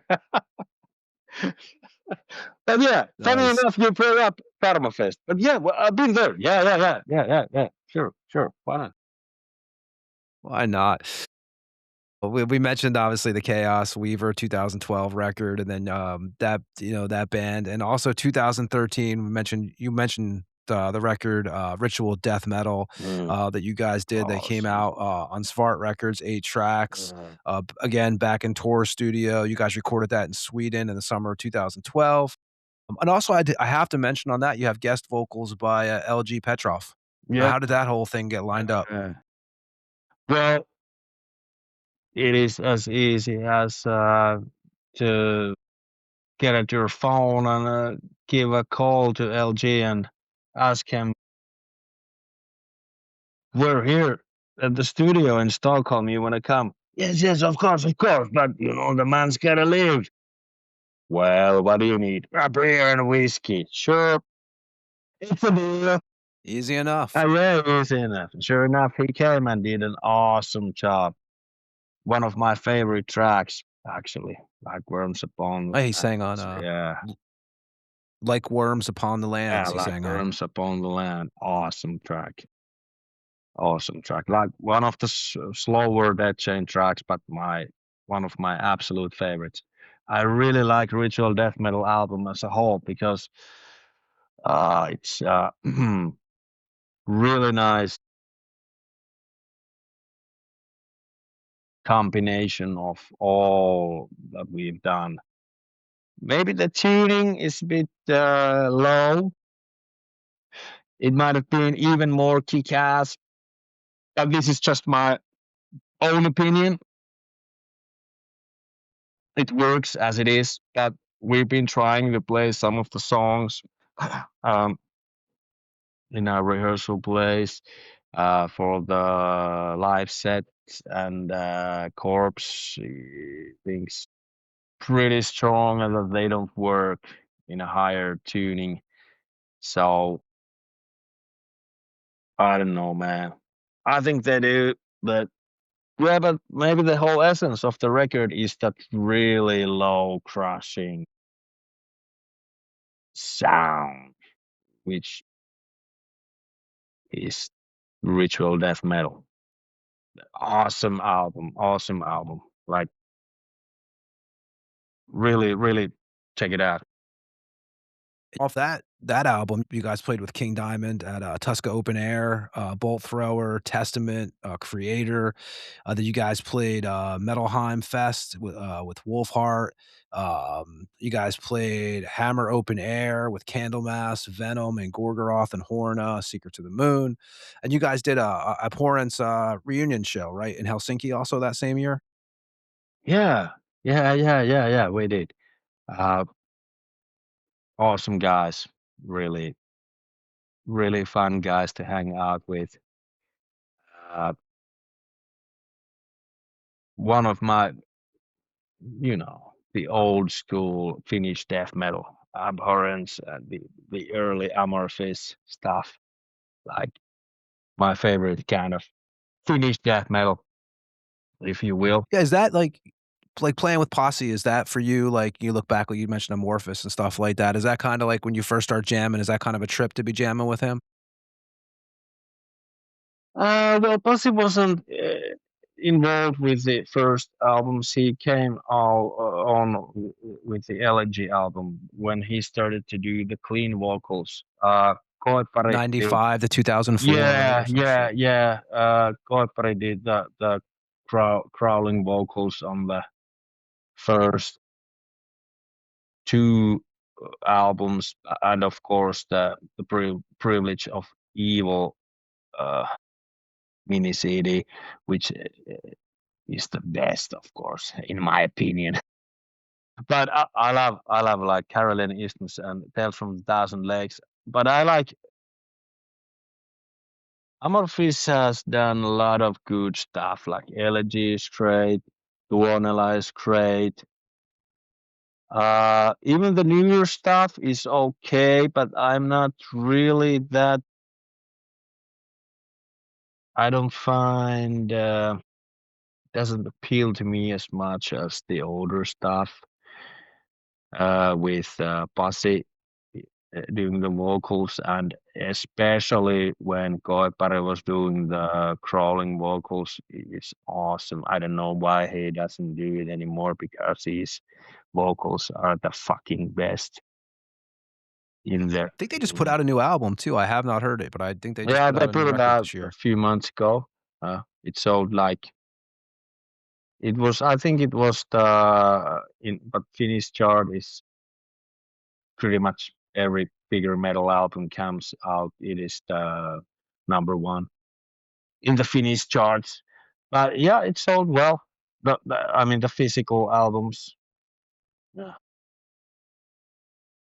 And with Deathchain, obviously you mentioned there's new material, but I do have to mention too, you had 17 years. Thomas actually leaves the band Colt. What was the reason for his departure? And you could say if you don't want to, well, you could cover what you want. If you don't want to talk about it, you also don't have to on this show. We never Departure try of to stir the pot. Colt is it's really it's a bit of a hard but for me. He had some health issues, and at some point you just really need to move on. But I don't want to get into that too much. Yeah, if you don't have you to. don't mind, it is No, dude. I always say on the it show, is a bit of a personal you say what's comfortable. thing Maybe you got to, between the members of the band, but it was a hard hit. hard decision. Yeah, because of course you don't wanna see boys coming to. It's a hard decision always to go apart with them, with your band member, and of course a personal friend of yours. But 17 years is a long fucking time. So yeah. And we mentioned with Deathchain also, I know you guys are booked for, which we talked about earlier tonight. You guys are booked for Steel Fest. You guys also, the last couple shows you guys done, this year, you guys played with Demolik. You guys played with, I'm trying to think who else I saw you guys play. I know you guys played Helsinki Death Fest. Was that this year too? You guys did that. What else do you guys have lined up show wise that you can announce, or is it just pretty much you guys just kind of figuring out 2026 now? Yeah, I think we have 6 shows booked for 2026 Steel Fest, and at least there's what is it called, Kouvola Metal Fest or something. I can't recall the name now, probably, but and then we have a show in Oulu, and there were a couple of more. Turku, yeah, with Torture Killer. Those are fucking awesome guys, good friends of ours. Always a huge pleasure Killer to band. play. Yeah, always a huge pleasure to play with those guys. And now that Sota Jumala is gone, Torture Killer has become like the substitute for Sota Jumala. They always such a great fun to play with. Great guys, and I don't know. That was probably it. There might be some smaller venues, but I cannot put my finger on. But I think there's 5 or 6 shows booked now. And of course, if there's anything, we're always trying to book more shows as we go. We do our own booking now, so there's if you want us, contact us. Right. And people will be happy too, because like you said earlier, 2013, when you guys did Ritual Death Metal, that's the last record you guys have done. And I've seen people actually say when they wanted some new music. So there is going to be a new Deathchain eventually. You guys, 2026 you think, or is going to go 2027? It'll probably come out. What would obviously you don't know 100%, but what would your idea be? Well, the songs are, they're not all done. I said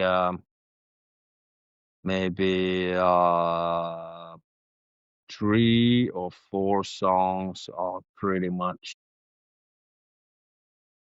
complete, in one way or another. But altogether, there are. I don't want to get ahead of myself, but at least we will be doing some demos in 2026. So hopefully, maybe in the end of the year, we will be recording some new stuff. At least things are looking good now. And the new material is absolute killer. So you will be more than pleased to hear what we have in store for you. What's the official lineup now? So I know you guys had Leopard was filling in on guitars, right, for you guys for a little bit live and stuff. Yeah. What is the actual full lineup now? The official? Yeah, he's in like Leopard and Corpse on guitars, me on bass, Ajattara on drums, and Chaos on vocals. So we also mentioned obviously Shade Empire 2013 put out the Poetry of the Ill-Minded record, and you mentioned that was basically your departure was after that. And then obviously Ajattara in 2017 you guys put out the Lupus record. Yeah. So with that band, was the last show you guys did with Profane Omen and Pale Horse in 2019, or have you guys done stuff after that? Unfortunately, the last show we did was in this place called Talo in Tampere, which was pretty much disaster because of the health-wise situation of Pasi, and it did not end up very good. We should have canceled the show in the first place before we went even on stage, but we did not realize how bad it was, and it did not end up good. But it was not to put on Pasi. It was more to put on our playing because we did not see him that he was struggling with some real issues and was in no condition to go on stage at that night. So after that, we have not done any shows, and the band is on hiatus. And that brings us obviously to 2016, the formation of Chamber of Unlight. And what is it? So at first it's 2-piece, right? At first, you and Kasara is the idea of that band. Yeah, at first it was, of course. It was always my passion. As I said before, I had some of the riffs are already done in 98 that were in the first album, and I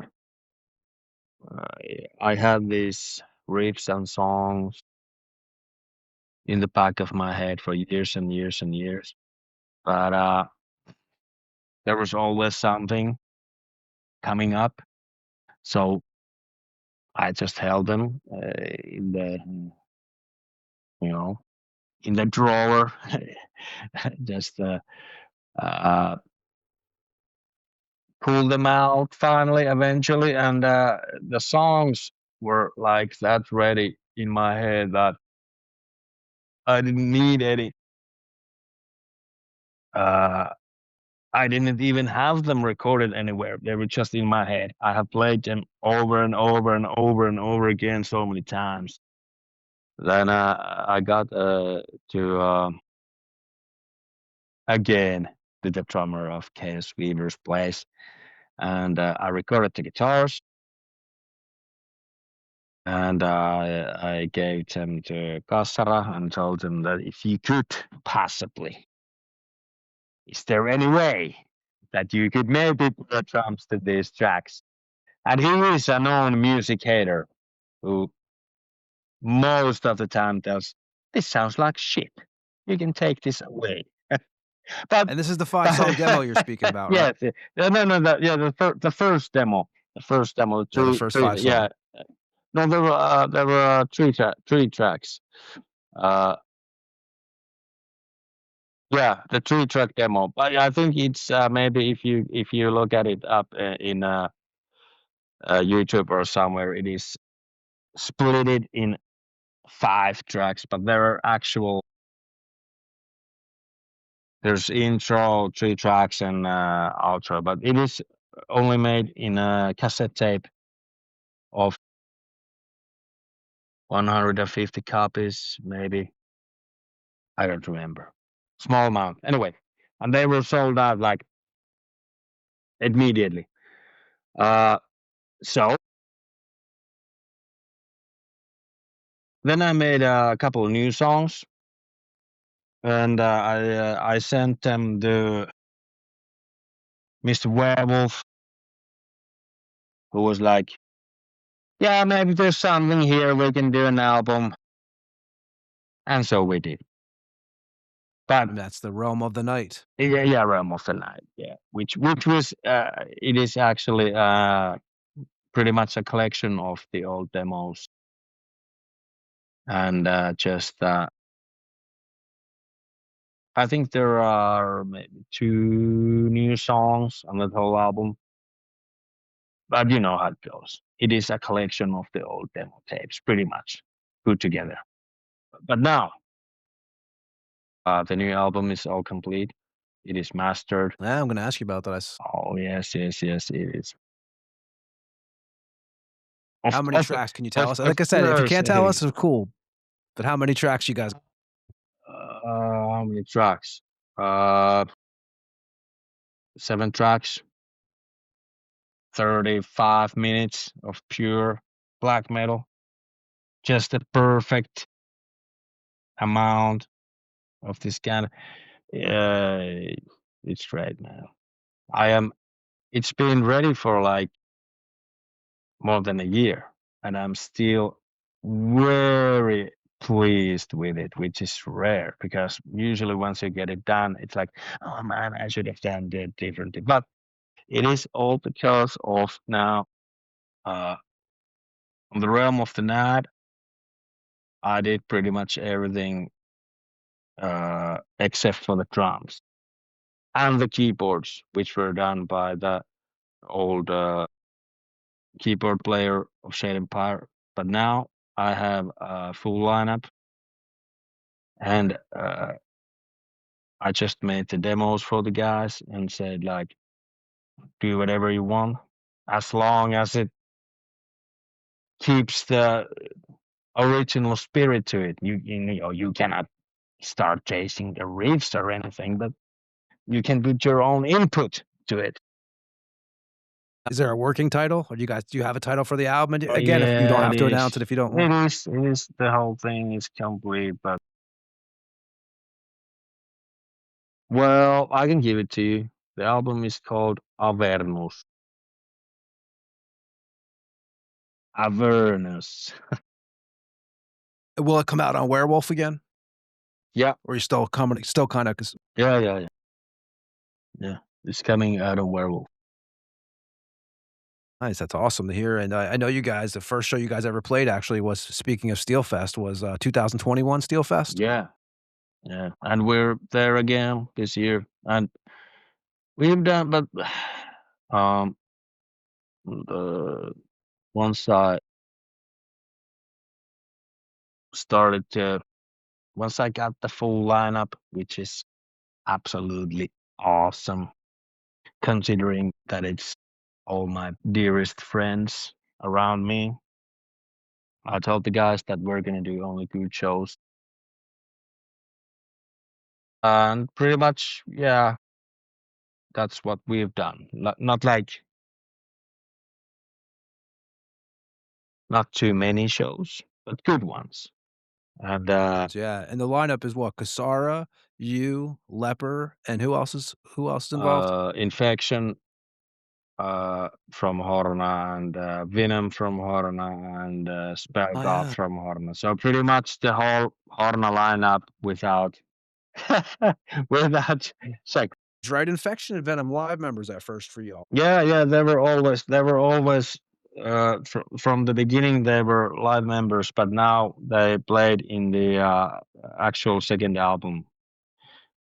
every part that, and as I told, I gave them like, you just put your own input, and they really did. I gotta give big credit to those guys. The album sounds fucking great. That's awesome, man. See you guys at Steel Fest. It's gonna be it'll be killer. I know Yeah. you guys. I mean, I'm afraid that the physical album will not be out by the time, but there will be some kind of stream, at least, of those songs that we're gonna be playing live. Yes, for me, it is I don't know, man. I cannot get. If you heard this, if you heard a song live for the very first time, it's like, I don't know. I cannot get it. You need to hear it before the actual show. Then you can really like fucking So Well, yeah, it's like if you, as you know, as a fan, when you go to a show, yeah, it kind of like when a band plays new songs, that you know, if you obviously it's a little different of experience if you like know the album, like you know, yeah, if you go, yeah.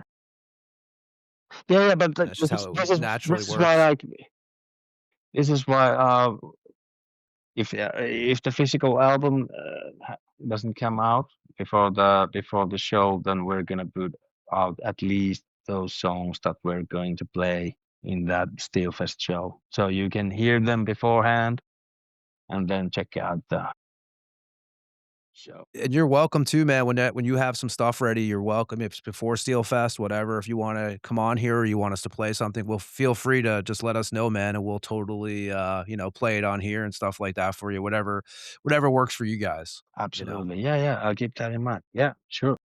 Yeah, you know, once we totally invites there, and yeah, man, excited for that, dude. And I think, I mean, you can let me. I think we covered everything. What do you think? Yeah, it was fun. Thanks for Yeah, I think having we me. covered. It was Yeah, no, dude, it's great. it's like what, 2.5 hours? Really? Yeah, it'll be about 3 hours with the music, so it's gonna be, and Jarno's on the show too tonight, just doing the intro with us and hanging out. So, you Awesome. know, yeah, I told him you guys were coming on, and I'm really glad you guys gave us the time. Anybody who's looking for any Deathchain or anything with Chamber, where would you send them? Is it like, you know, do you have like all the Instagram pages and all that kind of stuff, or where would be the best recommendation to band camps or whatnot? I am really bad with social media stuff because I've Rough. Facebook for Chamber at least. That would probably. I think Leper has I think he is dealing with Chamber's Instagram. I'm not sure, but as far as Deathchain, I think Facebook might be the thing, but we're old. Yeah. We're not really I'm right into there the with you, social man. media. I mean, I don't even like the word to use the word podcast even, but I have to because that's just what these days are. Oh man, you know? but I It's like podcast, man. This is yeah, cool. but This it's is just like the term you kind this of. is like, you know, in a radio show kind of thing. That's how we do it, man. Yeah. Yeah, we grew up on college metal radio, like 3 o'clock in the morning to hear the songs you wanted to hear because they weren't allowed to play them in the daytime and shit like that. So it's kind of, you know, and the way we do this show is exactly like a documentary format, behind the looks, you know, behind the curtain look at. And I appreciate you coming on, man, and you know, giving us all your It was a time on a pleasure. Saturday too, with a snowstorm and a rare snowstorm these days. But yeah, but it was a pleasure. anything you want to say on your way out? Nothing really, man. It's been a pleasure. It was really nice talking to you guys. And yeah, as soon as we have some new Chamber stuff or new Deathchain stuff, we will definitely send it to you guys, and you can play it out in your show. Definitely will, man. Yeah, and we're gonna play some Chamber on the way out of here too. We're gonna play the Cool. last single you guys put out, "One with the One," you guys put out in Cool. 2023. Oh, This and is a one good more, one. I would kick myself in the ass for not asking you about this, man. You also a band that's killer, man. You also do live work with Warmoon Lord, which I Yeah, almost forgot to mention. yeah. We just did a show a week ago. That is why I first thought that we could do this. I thought that we could do this a week ago. But then I realized that I have a Warmoon Lord show on Friday, and then Horna was playing here on Saturday. So it was pretty much. I wouldn't be. Can't blame you there, man. I'd be at the Horner show. To make it. But yeah, no offense to the Tampa Morgue, but yeah, go check out Warmoon Lord. It's great stuff. It's a decent black metal band. If anybody hasn't checked out Warmoon Lord, killer record. And yeah, dude, I'm gonna play here some Chamber of Unlight, One with the One. Anything you could tell us about this before we part ways this evening? This will be also the opening track for the new album. Which is called what again? Since you told me one time, I guess we could say it twice. Avernus. Avernus, yes. And it is just exactly what it tells you. One with the one. Hell yeah, man. Again, dude, appreciate you, man. And, hope to be seeing you soon, very soon at Steelfest. Yeah. Hook you up there, man. We're going to play One with the One. It was released as a single in 2023. Again, this is Chamber of Unlight, and we'll be back on the Tampa Morgue with me, Ed, and Jarno from Urn after this track.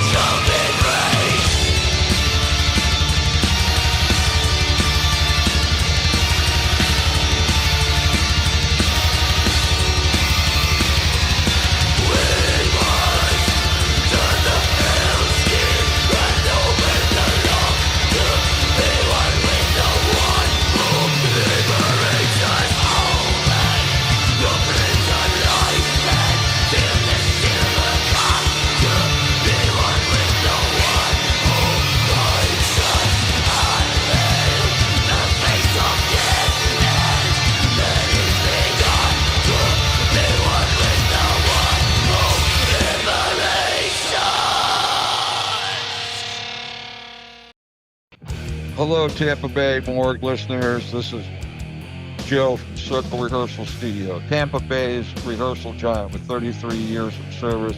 We know what you need to rock. Large, clean, quiet, cool, smoke-free, isolated rooms with the best gear at a musician-friendly price of $25 an hour. Professional, courteous, easygoing environment. Recently upgraded and remodeled with top-quality gear, Marshall, Ampeg, Pearl, Tampa, JBL, Yamaha, PBB, and more. We have the experience and the gear to provide you with the best possible rehearsal experience at the best price. Just completed and soon to open Circle's demo studio for your recording needs. From laying down drum tracks to complete projects, we have you covered at a musician-friendly price. Also in the work is the pro rehearsal room, freshly appointed and stocked with the best gear at nicely competitive rates. Our contact number is 727-546-8930. Our address is 10841 75th Street, Seminole, Florida, 33777. We have 7 large rehearsal rooms. Looking forward to seeing you soon. Thanks. And that was Chamber of Unlight with One with the One. And yeah, another episode of the Tampa Morgue is in the books, episode 120. Yeah, dude, another fucking show. What's up, guys? Glad to have you back on here, Jarno, with us. And I want to thank Kuolio for hanging out and doing the show with us tonight. You know, a couple hours hanging out with him during the storms over in Finland. And how you guys doing? Good. Long night.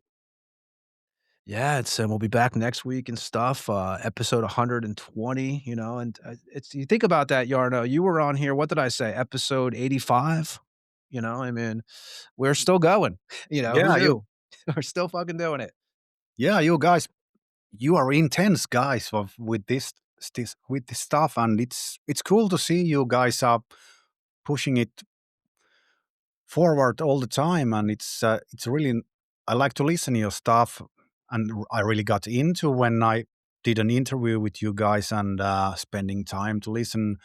There's a lot of history to learn for a diehard musician, so it's good that you guys keep it up, and I wish the best for you all this.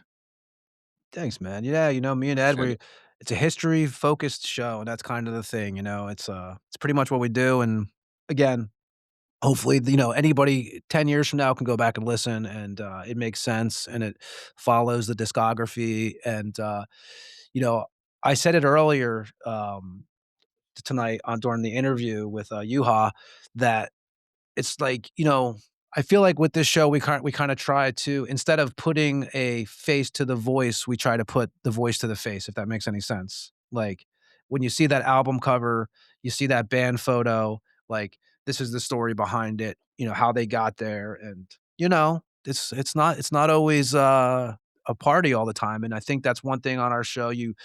As we all get older and the bands get older, you know, unfortunately there's a lot of you know, people pass away and stuff like that. And we cover all these kind of things that in bands that we deal with. And you know, Jarno, I mean, you've played with a handful of musicians. Obviously with Earn, you went through a lineup change recently.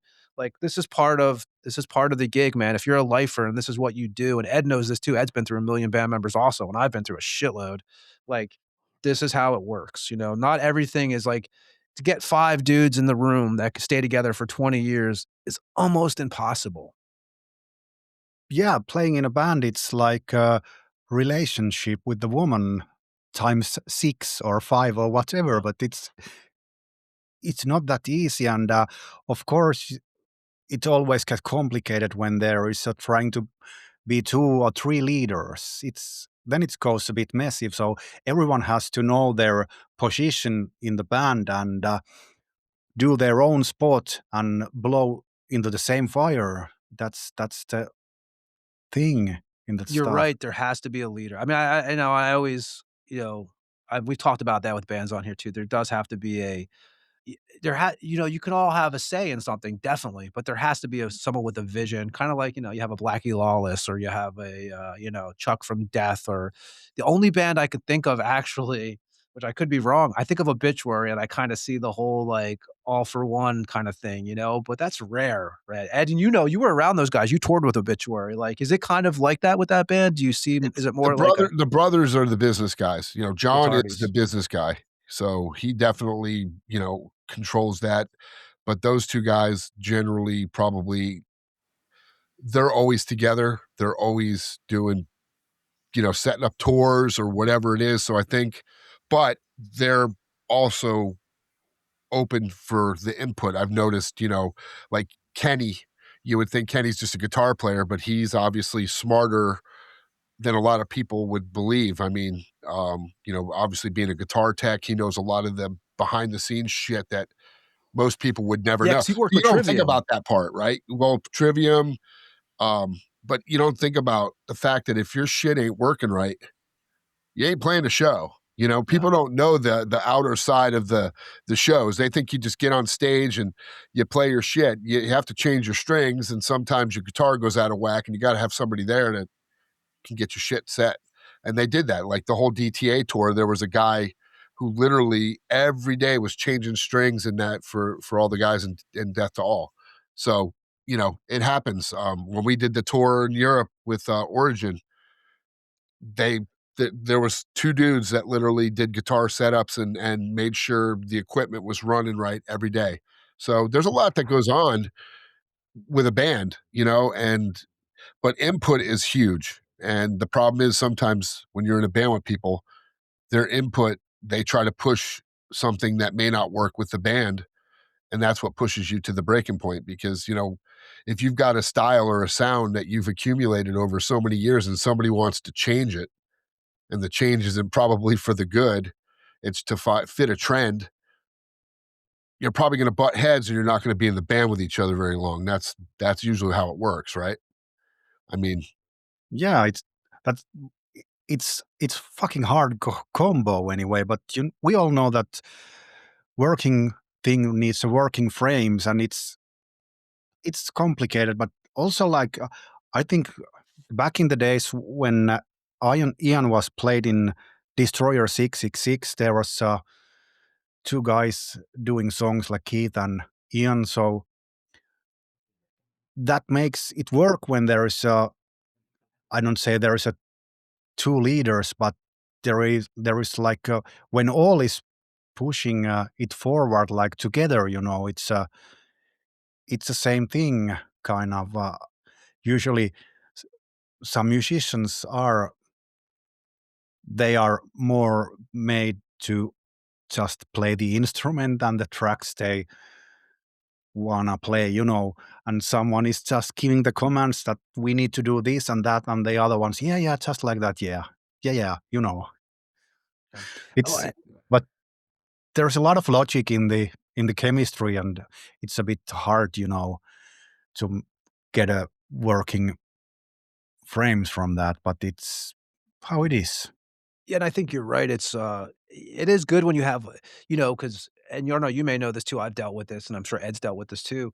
It's good to have kind of have a general idea or a general agreement on what's going on. Because if you don't, it becomes like four dudes against one. Because obviously, when someone has a vision, that's the way it is. And especially like you look at if you look at Ern, say for example, you are the dudes that start from the beginning.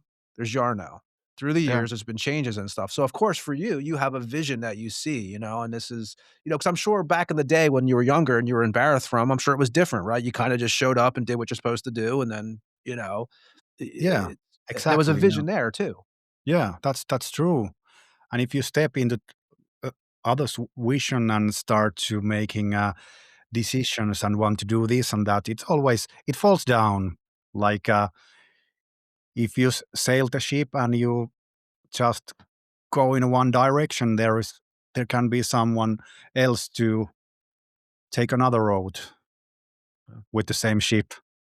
We've all been there, as you get older, especially in bands. Like I always tell people, I'm like, I don't really have any enemies in life unless I played in a band with you maybe at one time, or or you usually how it goes. Or you want to make koozies. Yeah, or koozies, or if someone, pretty much like in bands, it's pretty much, besides that, man, I get along with everybody, and now I get along with everybody because as you get older, you kind of chill out a little bit. Like, we're all a little, maybe douchey back when we're younger. Yeah, we all get wiser, and you realize that you have to. I think you stop giving a fuck because that's when I realized that, like when I noticed that people just want to get loud and talk, and I just don't give a fuck.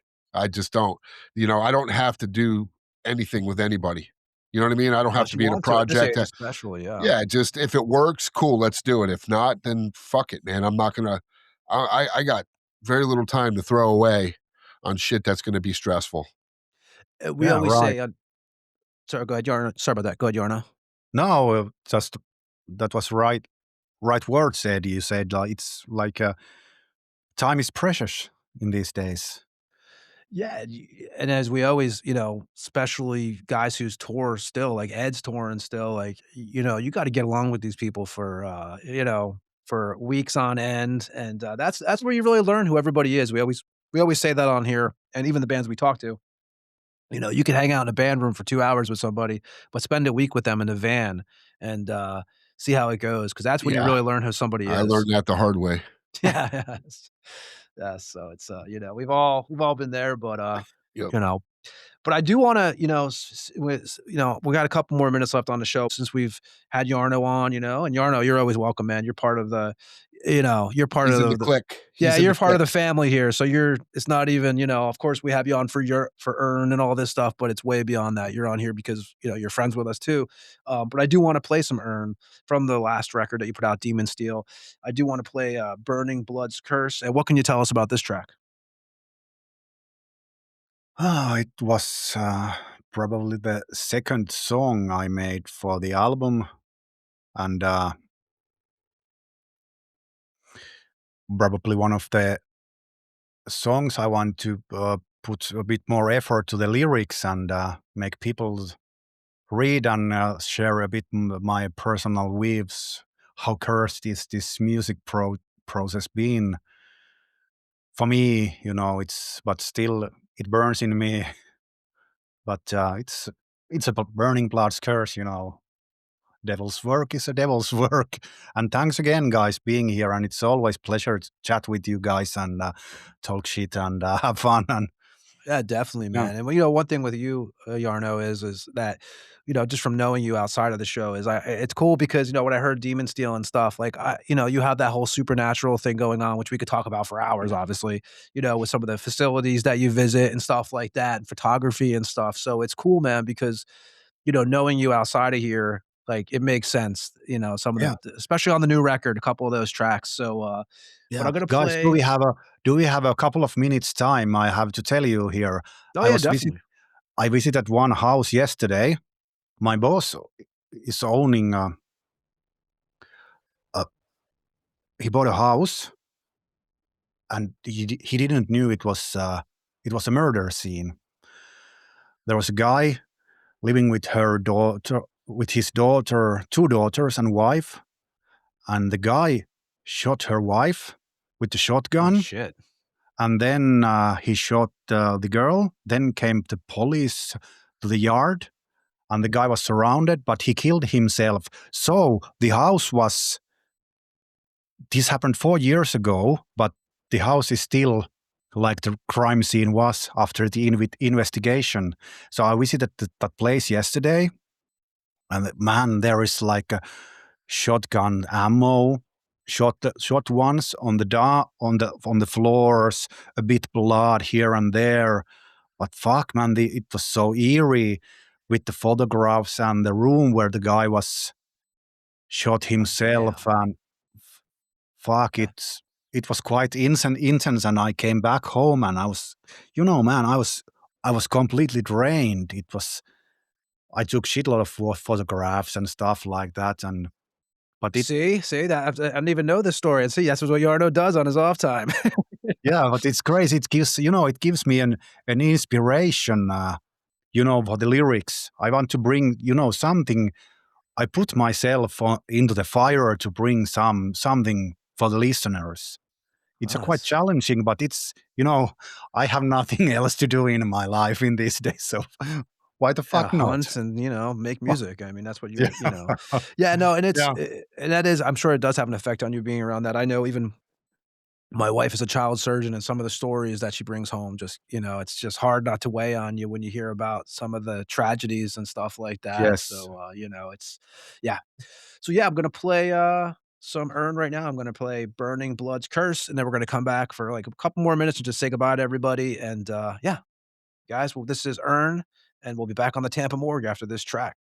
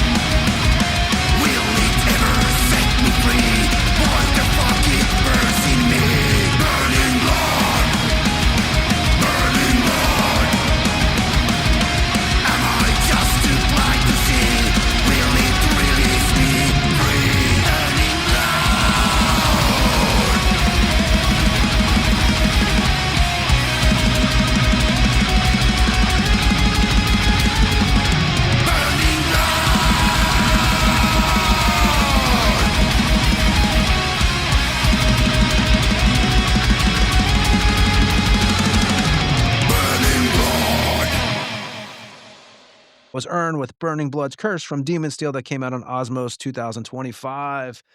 And yeah, so again, guys, I appreciate Jarno coming and hanging out, man. Me and Ed, we usually do this all by ourselves. Again, like Ed said, we haven't done a solo show with just me and Ed since last year. We've been constantly having guests now. We have guests next week too, which I forgot to mention at the beginning of the show. We have Pest from Germany, the black metal band, coming on. We have Atax and Scum coming on here, the two brothers. first audio interview. It might be their first interview. I don't know. They've been around for a while too, but first audio interview they've ever done. So again, it's always we had Kev Desecrator from Destroyer 666 2 weeks ago. It was his first interview he ever did. So it's always good when you hear that, and it's cool when you hear that they do it because they heard the show and they agreed to it. They may not have wanted to, but they agreed to do it, Like we had the guys from Necromaniac on out of the UK, same story. They had never planned on doing one, have listened to our show in the past and agreed to do it. So that's really appreciated. But yeah, it's good hanging out with you tonight, Jarno. And, like I said, man, we have a lot of shit going on the side. You're always welcome on here, man. And, looking forward to obviously the new Graves. I've heard some of the stuff. I've, been lucky enough to hear some of this with Jarno has sent me and some of the new Urn stuff. And I'm excited, man. Yeah, it's been fun. Yeah, always good to visit you guys. And we listeners, we are thankful for the job you guys are doing here and put yourself into the fires of this madness and sacrifice your own time for doing this. And it's a hard work, but devil's work Keeps is on a devil's developing. work. Yeah. Keeps on growing, I mean, who knows what'll happen and you next have a year. meaning. And you have a meaning in life, so don't give up, man.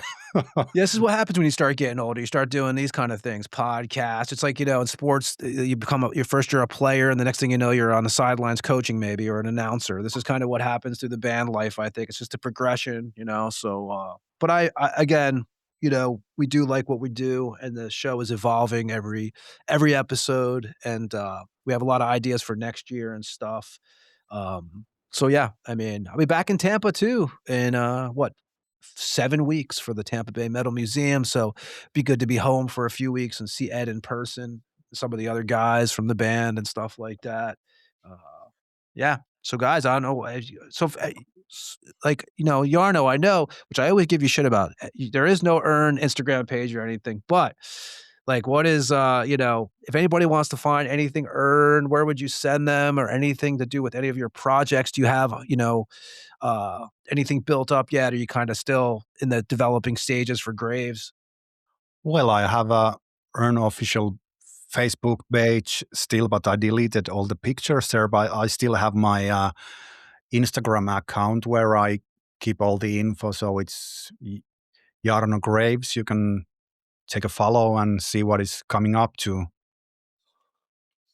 And interested labels too, man, which I know there is some ideas of going on already in the background scenes, but anybody interested for the new Urn or anything, make sure you give Jarno a contact and, new Graves material. Have you talked to any labels about Graves yet, or are you kind of still shopping?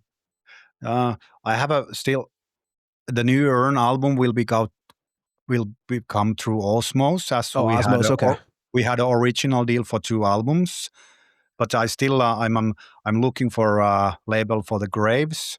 I wrote to the Season of Mist boss, and of course I asked from Herve from Osmos, but the both weren't interested. But I have no pressures about the finding a label, as long as I can do the next songs and put some nice music videos out and see what it comes up to, and if it's meant to be something more than it is, or if it's meant to stay like that, it will stay. So no pressures with that.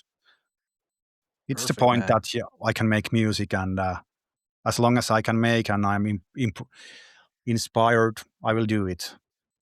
Awesome. Yeah. No. And again, man, we'll have you back on here right when you get some new tunes coming on. And again, you're always welcome anyway. Ed, anything well, first of all, besides the usual, this is where you find this and this is where you contact this, anything on your end that you want to add? Nope, I have no updates. Maybe next week. Hopefully These soon. Fucking monstrosity updates, man. Yeah. I'm just a peon, man. I'm not the boss, so I get to just show up and be my happy self. But we will say there's a lot of stuff going on. There is. Lots of stuff. More than people would expect. It's going to be a flood. So, and more than people would expect too. Yeah, for sure. There's been a lot going on. I just I don't know why it's got to be a secret, but I guess that's just how it is. That's how it goes. But and then Crooked Casket too. We'll keep everybody up to date. Me and Jarno and Ed, and obviously Lee's doing drums on that. We'll keep everybody updated. But Ed, where can they find us and all the hoopla that you have to speak now? Yeah. Apple, podcasts, Amazon, Spotify. We do put it on YouTube, but there's no video, so too bad. The thetampamorgue at gmail.com for any correspondence, questions, whatever you want, pictures of your naked wives. It's all good to send them. Sorry, had to throw that one in there for the last of the year. Yeah. And then, of course, the Instagram page, Tony absolutely violates that page all the time with shit. And Facebook is pretty much shit. So, but we have one. So yeah, that's it. Again, thank you to Juha for coming on tonight from Deathchain and Chamber of Unlight. And we'll be back next week with the guys from Pest. Jarno, till the next time, man. Yeah, till the next time. Was good to chat with you guys. Oh yeah, man. And well, I'll talk to you anyway tomorrow anyway. So everybody else, thanks for listening to the Tampa Morgue. We'll be back next week, and appreciate you listening. Back in 2026. Again, this is the last show of the year for 2025. So appreciate everybody who's listened for the first 3 years, and we'll see you next year. Peace. See ya. This is King Fally from Deceased, and you just listened to another episode of the Tampa Morgue. Tune in next week and stay fucking dead.